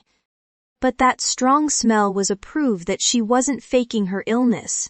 She was really in pains. I stared at her as she laid down weakly. Whining, Jerome told Argon to leave, assuring to take care of things. "You can go and rest, Alpha. You know you still have to head to the office in the morning." "Just don't worry about this," Jerome said, but Argon didn't look like one who was ready to leave. He kept staring at Brielle, and I didn't like it one bit. It was becoming uncomfortable. "He is right, Alpha. I'll be fine. Besides, I've taken the medicine Dr. Nicole prescribed." "I'll be fine," Brielle said faintly, smiling at Argon. The sight of her smile provoked me bitterly. I directed my eyes at Argon and noticed how upset he was looking after seeing that light smile from Brielle. I hope it is not what I am thinking. Taking his beta's advice, Argon decided to leave the room. When he turned to leave, his eyes fell on me. There was a brief stare between us which felt awkward. Argon suddenly glared at me, storming out of the room. I was surprised by his action. He didn't just glare at me now, did he? Sensing discomfort coming from him, I rushed out of the room to catch up with him. "Argon. Argon, wait," I called, but he didn't listen. He kept walking fast, ignoring my calls. I kept calling out to him, and he just paid deaf to me. This behavior of his provoked me, sending my feet speeding up, until I was right in his front, blocking his way. "Estelle, move." "No, Argon. I won't." "Why aren't you answering me? You don't even want to look at my face." "Did I do something wrong?" I asked, attempting to hold my sweetheart's hands. But when he heard that question, Argon plopped my hand away, leaving me astonished. "Did I hear you clearly? You are asking if you did anything wrong?" he questioned. I couldn't even respond. I just stared at Argon as he vented his anger towards me. Someone is going through a serious pain, and the best you could do was accuse her of pretending. How was I supposed to know she was really sick? "You saw how she was acting in the room? She poured drinks on us and even dared to yell at you. How did you expect me to believe she was sick?" I questioned, defending myself, but it seems Argon wasn't impressed. In fact, my words increased his anger towards me. In frustration, he wiped his face, drawing away from my point. I wasn't done yet. I needed Argon to hear me out. "Argon, don't tell me you are developing a soft spot for that woman." "What?" He widened his eyes at my words. "No, I am not." "Why would you think that?" "Because you were acting so nice towards her. Estelle, Brielle, fainted in our room right in front of us. Do you expect me to just stand there and do nothing?" I wanted to speak, but Argon kept yelling, talking about Dr. Nicole and the instructions she gave. "I am only following her instructions.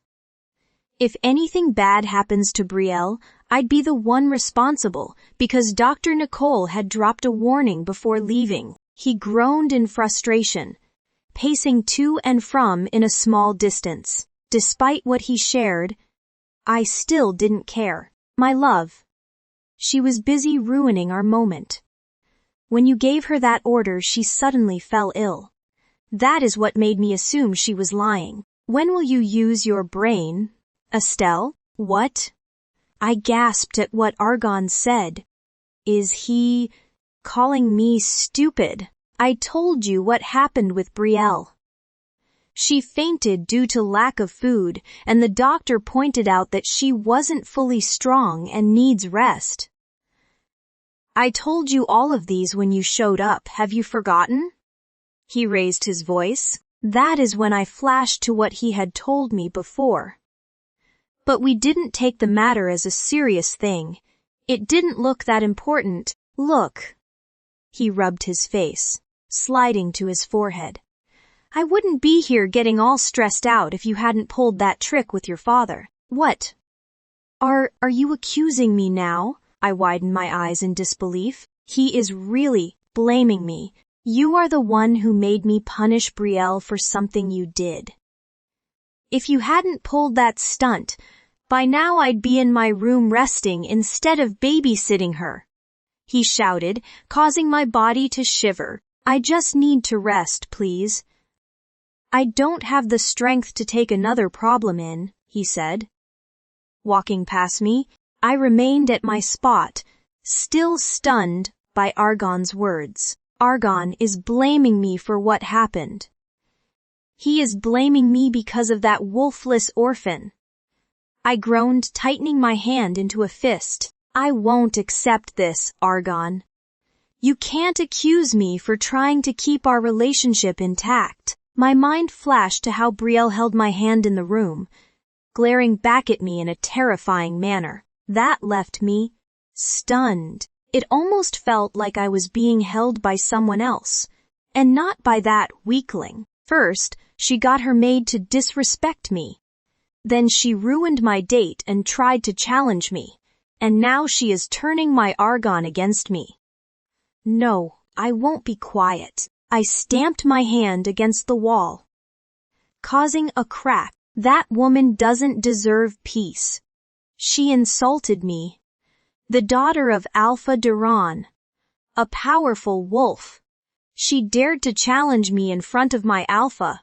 Fine then. I turned around, making my way back through the same path I came from. I will make her regret her action. Sick or not, you must be punished, Brielle. Why, Wes.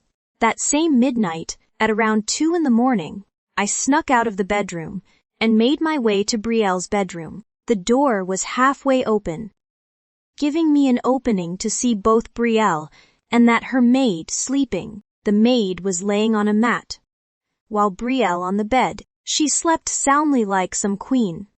Irritating me, you can't escape me this time. I smirked, tiptoeing into the room with my other hand behind my back. I carefully passed the sleeping maid, so she won't feel or hear me.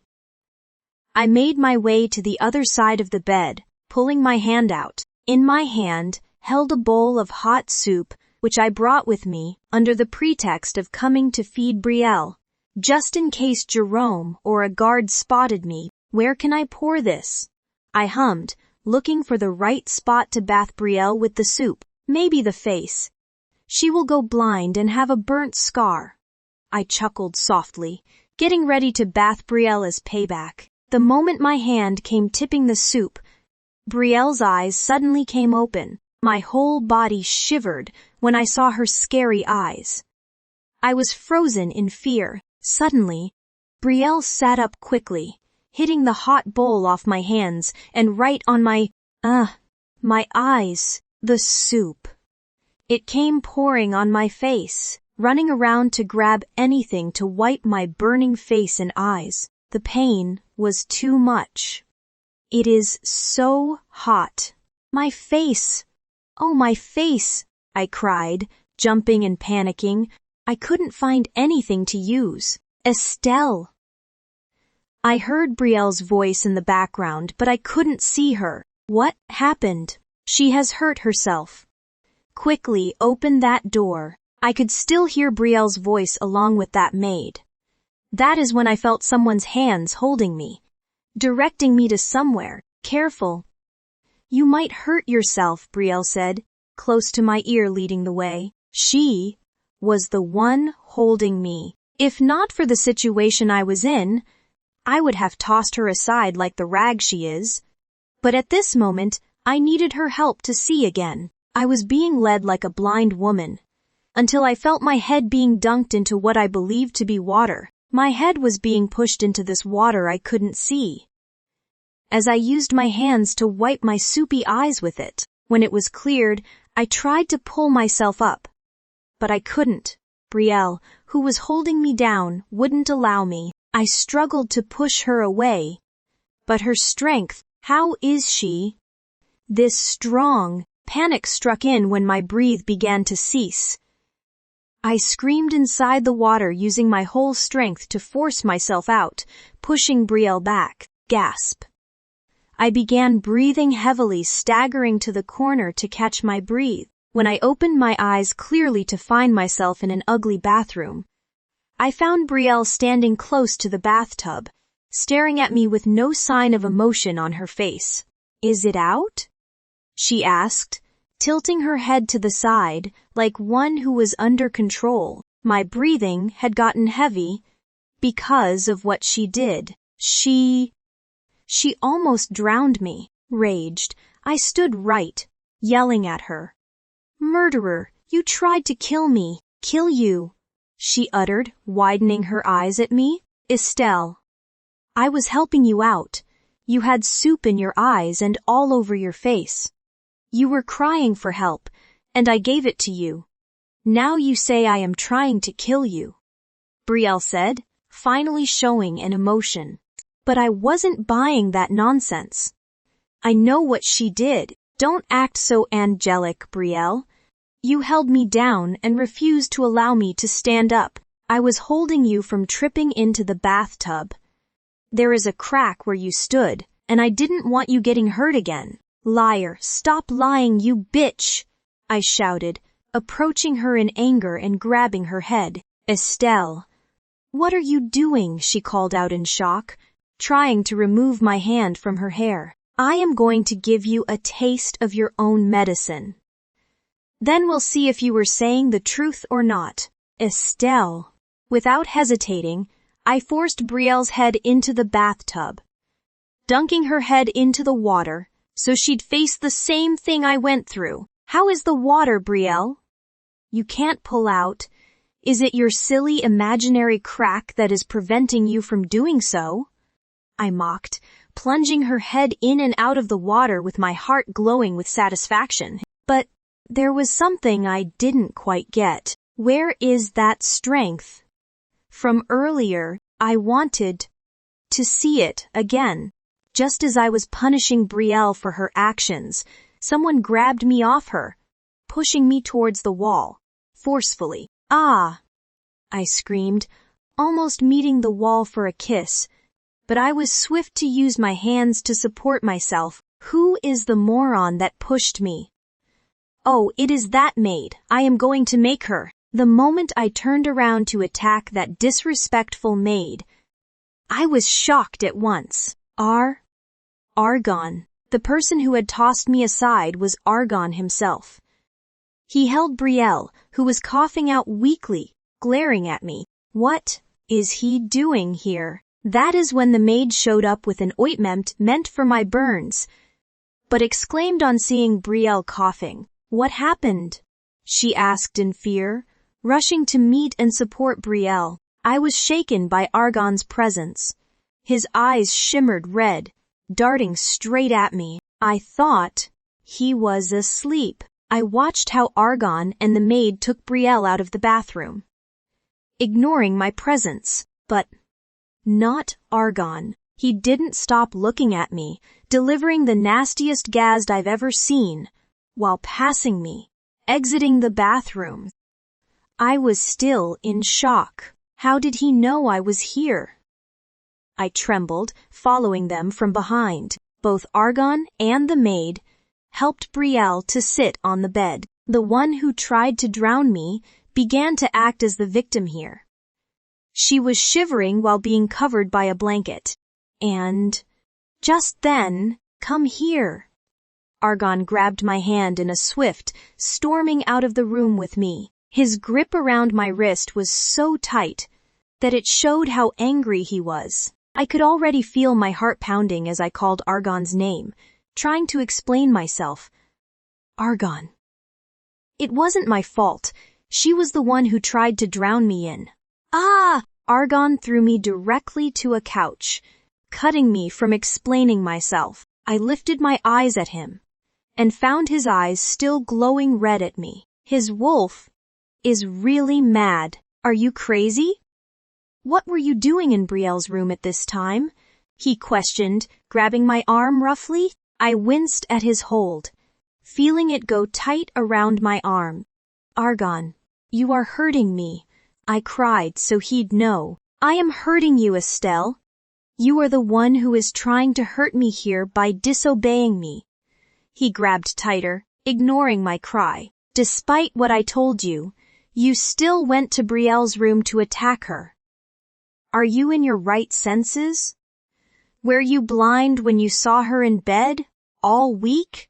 What is wrong with you? He shook me hard, pushing me back on the couch. I was upset with the way he was treating me. For heaven's sake, I am his soon-to-be wife. He shouldn't be treating me like this because of that woman, because you couldn't get what you wanted. You went back to Brielle's room to attack her again. What? That is not true, I defended, rising to my feet. I didn't go there to harm Brielle. I only went there to give her something to eat. She was the one who poured the soup all over my face and tried to drown me. You went to give her something to eat. Yes. I nodded. Suddenly, Argon cackled at my response, clapping his hands for me. This felt line.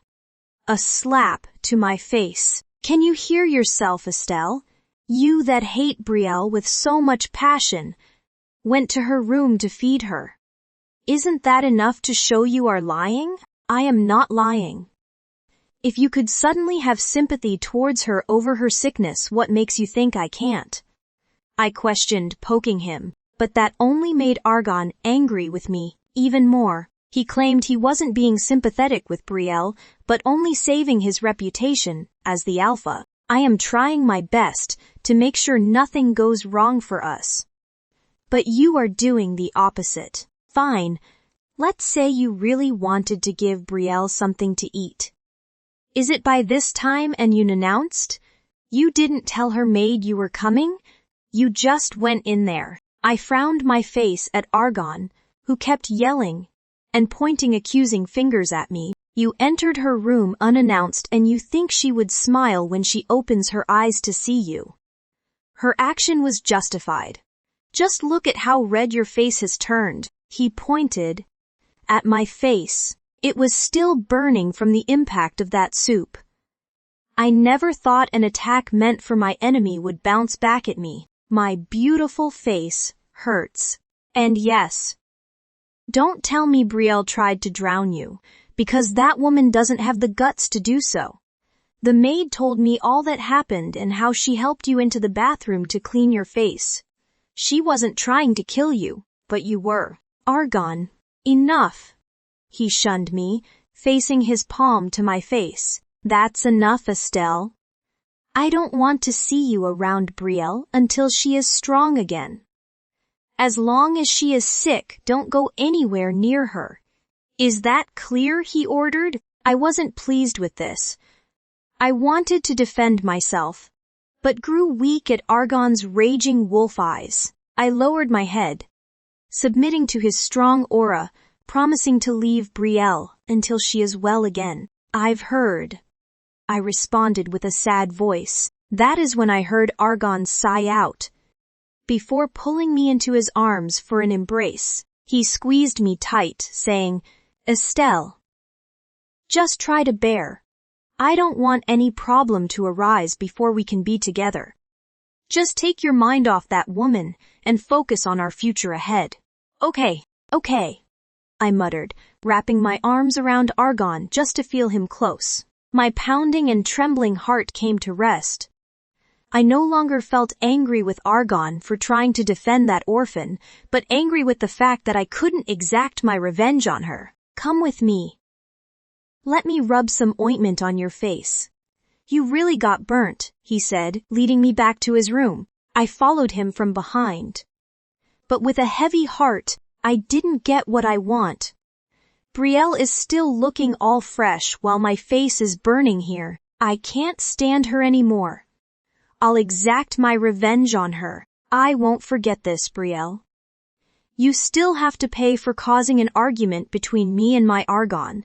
I will make you regret ever coming into our lives. I can't wait any more, I said to Jerome, my beta. We were both at the company attending to work in my office.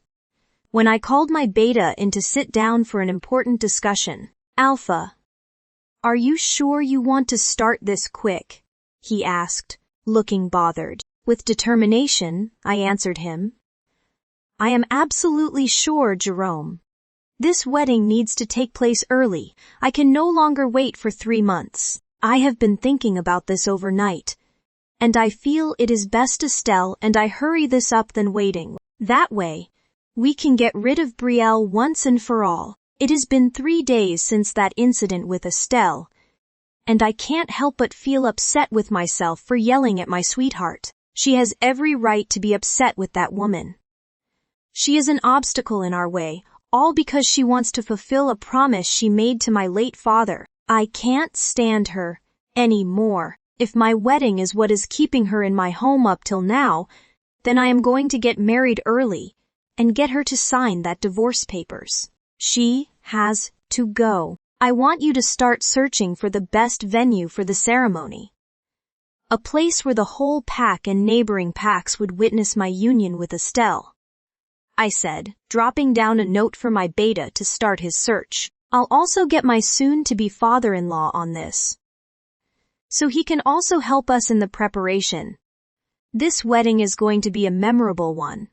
I chuckled, visualizing how that day would be, but my beta, he wasn't rejoicing with me. He seemed to be lost in his own thoughts. What is it now?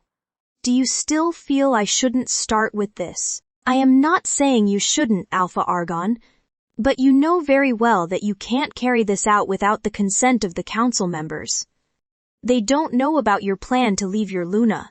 Ex-Luna, I corrected, having an iota of disgust for that title being used on Brielle. Do I have to keep on correcting everyone on who their true Luna is? Sorry, your ex-Luna, he corrected himself. Good. And concerning the council members, I'll just find a way to see them. Yes, I will, I said to Jerome, even though I wasn't sure about it. Amidst my plans, I didn't include the council members, forgetting that their presence is very important if I want mine and Estelle's wedding to be a success. Alpha Daron has no issue from his end. He knows how he'd talk to the council members of his pack, since they all dance to his tunes like puppets. But mine is a different case. These people have been loyal to my father when he was alive. They were the ones who joined Brielle and I together, deeming her fit to be my mate. If they learn about this plan of mine with Estelle, they may want to know why and what happened between Brielle and I don't want them viewing their Alpha as a terrible man. They have a soft heart towards Brielle and like her a lot. I noticed this the day Father introduced her as my mate, despite the fact that we never had a bond. The council members agreed. They just fell in love with Brielle at first sight. I'll just find the right time to have a meeting with them and talk about the wedding. I am sure they'll understand me. Are you sure about that? Jerome asked, lifting his brow at me. His face expression almost looked like he was doubting my words. I won't blame him for that. He knows the kind of people the council members are. That is why he is having such thoughts. I am sure. You just look for the perfect venue for ring. Ring. My phone began to ring. I had to pause to check the call, only to see a familiar name on my screen, which left my heart skipping in surprise. A smile crept across my face as I answered the call without delaying. Yes. Good day to you. Oh, really? That is wonderful news. I chuckled, stepping away from my desk while my beta watched on. Indeed, it is a great news. I can't wait for the D-Day. Thank you, I laughed, ending the call. Looking at my beta, I joyfully said, guess who is going to be the face of the #1 businessman of the year? You won? Congratulations. Jerome got to his feet to shake hands with me. But I was too excited for a handshake. Instead, I pulled him in for a hug, feeling great. The heaven knows how hard I've worked my ass to be the best businessman among other top businessmen and PACs. I made sure every other companies who thought I couldn't do anything after my father's death swallowed back their doubts and feared me instead. This is what I've been waiting for. I was told they'll publicize it on the media for everyone to see. There is going to be an award ceremony coming up next week Wednesday. I need to get myself ready for it. I am so excited, I groaned with delight. Patting Jerome's back, he congratulated me once again, suggesting we place the wedding preparation aside and focus on my win. We need to make this grand, alpha. Yes? Everyone needs to see the new face of the business world. I am the #1, I said with pride. Filled with excitement, I decided to head back to the mansion early and share the good news with Estelle. This is the hour of celebration. Jerome, take over. I'll be heading home. All right, Alpha. Congratulations again, he wished, smiling, thrilled. I grabbed my phone and hurried out of the company, getting into my car with my guard driving me back to the mansion. Estelle is going to be so happy to hear this. I smiled, taking out my phone to check if the media has started displaying the news publicly. A few minutes later, I arrived back at the mansion, rushing out of the car and into the mansion to look for Estelle. Estelle? I called out, stepping into the opened hall in my mansion. That is when I spotted my beautiful Luna stepping down the stairs in a hot-fitted red dress. Her hair was flowing down on her shoulders. As she walked down the stairs with style, I was blown away by her beauty. So gorgeous. Argon, you are home already? She was surprised to see me. Is everything okay, my love? She asked, approaching me. Without hesitating, I took her hand in mine and led her into the living room, telling her that it was a surprise. A surprise. I liked the sound of that. She smirked at me. When we got in, I noticed the presence of 2 maids cleaning and Brielle. She was among the servants, helping out in cleaning the furniture. When she faced my way, she became surprised to see me home early. And when I saw her eyes grow large at my presence, I felt my body shiver in a strange way. It was weird, but I immediately took my eyes off her. Facing my beautiful Estelle. Where is the surprise, dear? Estelle asked, getting all excited. That is when I grabbed the remote and turned on the screen, switching it to one of the stations. To everyone's surprise, and to my sweet Estelle's, the news of my achievement came on, portraying me as the #1 businessman of the year. When she saw this, yes, Estelle screamed out, jumping right on me for a big hug. I laughed as she began kissing my face, congratulating me on my victory. I knew you could do it. Oh, I am so happy for you, my love. Congratulations, she screamed, kissing me. I was chuckling at her excitement, still having my arms wrapped around Estelle, hugging her close. Of course I could do it. I rejoiced with her. When I lifted my eyes while hugging Estelle close, it came falling on Brielle, who still had her gaze on the television, looking stunned at the news. Her expression slowly drifted into a smile, which left me feeling unusual. It looked beautiful. She turned to face me, still twinkling at my success. But she couldn't say a word. She just stood there smiling. When I saw this, my body came heating up, leaving me uncomfortable. Quickly, I took my eyes off her, facing my Estelle once again. Why is she just staring like it is the first time she is seeing me? I questioned myself, trying to keep my eyes on only Estelle. But it was hard to do so. Her eyes. They never left my point. Her cheek came glowing red, staring right at me with those smiles plastered across her face. Her hand slowly came lifting to the side of her face, as she tucked her hair to the back of her ear, before breaking the eye lock with me. Getting back to work, I couldn't explain how I was feeling at the moment. The sight of Brielle's smile left me feeling odd. It has never happened before. Just then, Estelle suggested that we celebrate my achievement, taking my attention off Brielle. This calls for a celebration, my love. We need to party. Oh, I am so happy.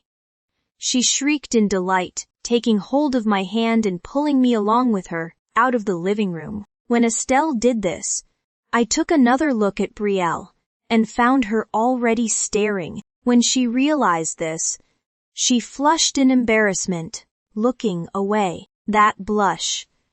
It sent a sudden wave around my body, causing me to also look away, feeling awkward. What is going on with me? I couldn't understand. Estelle made a special arrangement right in my mansion to celebrate my success. Alpha Daron was present. He had seen the news and decided to come over to rejoice with us. Let's have a toast to my son-in-law, who has won the #1 spot as the #1 businessman of the year. Alpha Daron cheered, waving his empty wine glass. Estelle, Jerome and I chuckled at Alpha Devon's excitement, calling for more wine. It was Estelle who did the calling. Where is the new wine? She questioned out to the maids who were standing aside, waiting to attend to our needs. You are just standing there like poles. Who is the person that went to? It is here. Brielle's voice came in. I looked towards the corner that led to the kitchen and saw her hurrying with the wine Estelle sent for, her face dampened with sweat, hurrying to attend to us. She has been working since Estelle started this arrangement. I've been seeing her in the kitchen with the other maids, working. Now, seeing her coming to serve our wine felt disturbing. Is it because of how she fell ill over that punishment? That should be the reason why I am feeling this way towards her. It is about time. I hope you didn't poison this drink, Estelle questioned, glaring at Brielle. Brielle swayed her head, saying, No, I didn't do anything like that. The wine isn't opened yet. It is new. It better be. Estelle groaned, rolling her eyes at Brielle. Watch how you serve that wine, because if you spill that on me like the last time, I'll forget this is a celebration and put you in your place, Alpha Daron warned, stretching out his glass at Brielle. It won't happen, I promise, Brielle assured, making a promise to something she didn't do. I watched her serve everyone their drinks, trying her best to be careful.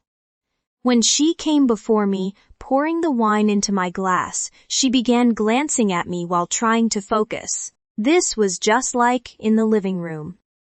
The same way she was staring instead of working. Her face came flushing red as she tried to stay focused, slowly trembling before me. The sight of this disturbed me. I couldn't stand it. Why are you slow? Estelle yelled out suddenly. Her voice caused Brielle to shiver, almost pouring the wine on me.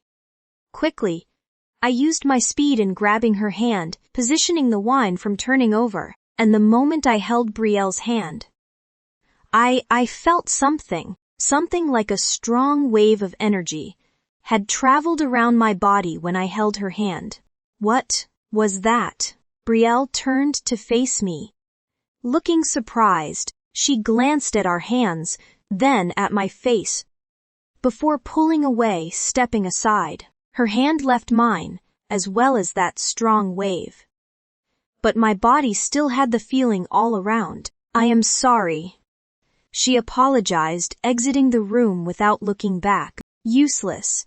She almost poured the drink on my argon. That is how clumsy she is, Estelle mocked, laughing along with her father. My beta just glanced at them. Then at me, sipping from his wine. I said nothing but dropped my gaze on Brielle, who was returning to the kitchen. I slowly closed my hand, still feeling that wave. What was that? Hi. Waity. After the celebration, Alpha Daron left my home with Estelle. She promised to return tomorrow with something special for me, keeping me in suspense. I was beginning to miss her presence, curious to know what she has planned to give me. I am sure it is something lovely, I assumed, walking down the stairs during the late hour of the night. As I drew closer to the bottom of the stairs, my eyes caught sight of Brielle. She was heading into the pathway with loads of clothes in her hands. Why is she still awake by this time? I asked in curiosity, slowly following her from behind. Brielle stopped at one of the washrooms at the end of the hallway and went in. I drew closer and saw her settling the clothes down to wash. By this time, I was astonished. The clothes she placed down belonged to Estelle. She had left it behind, ordering Brielle to wash them all. No wonder she didn't leave with her bags. She gave her clothes to Brielle to clean. I'll start with the white then. No, let me start with the black. Or wait. The white, Brielle spoke to herself, trying to sort things out. I watched how she contemplated on what to do first.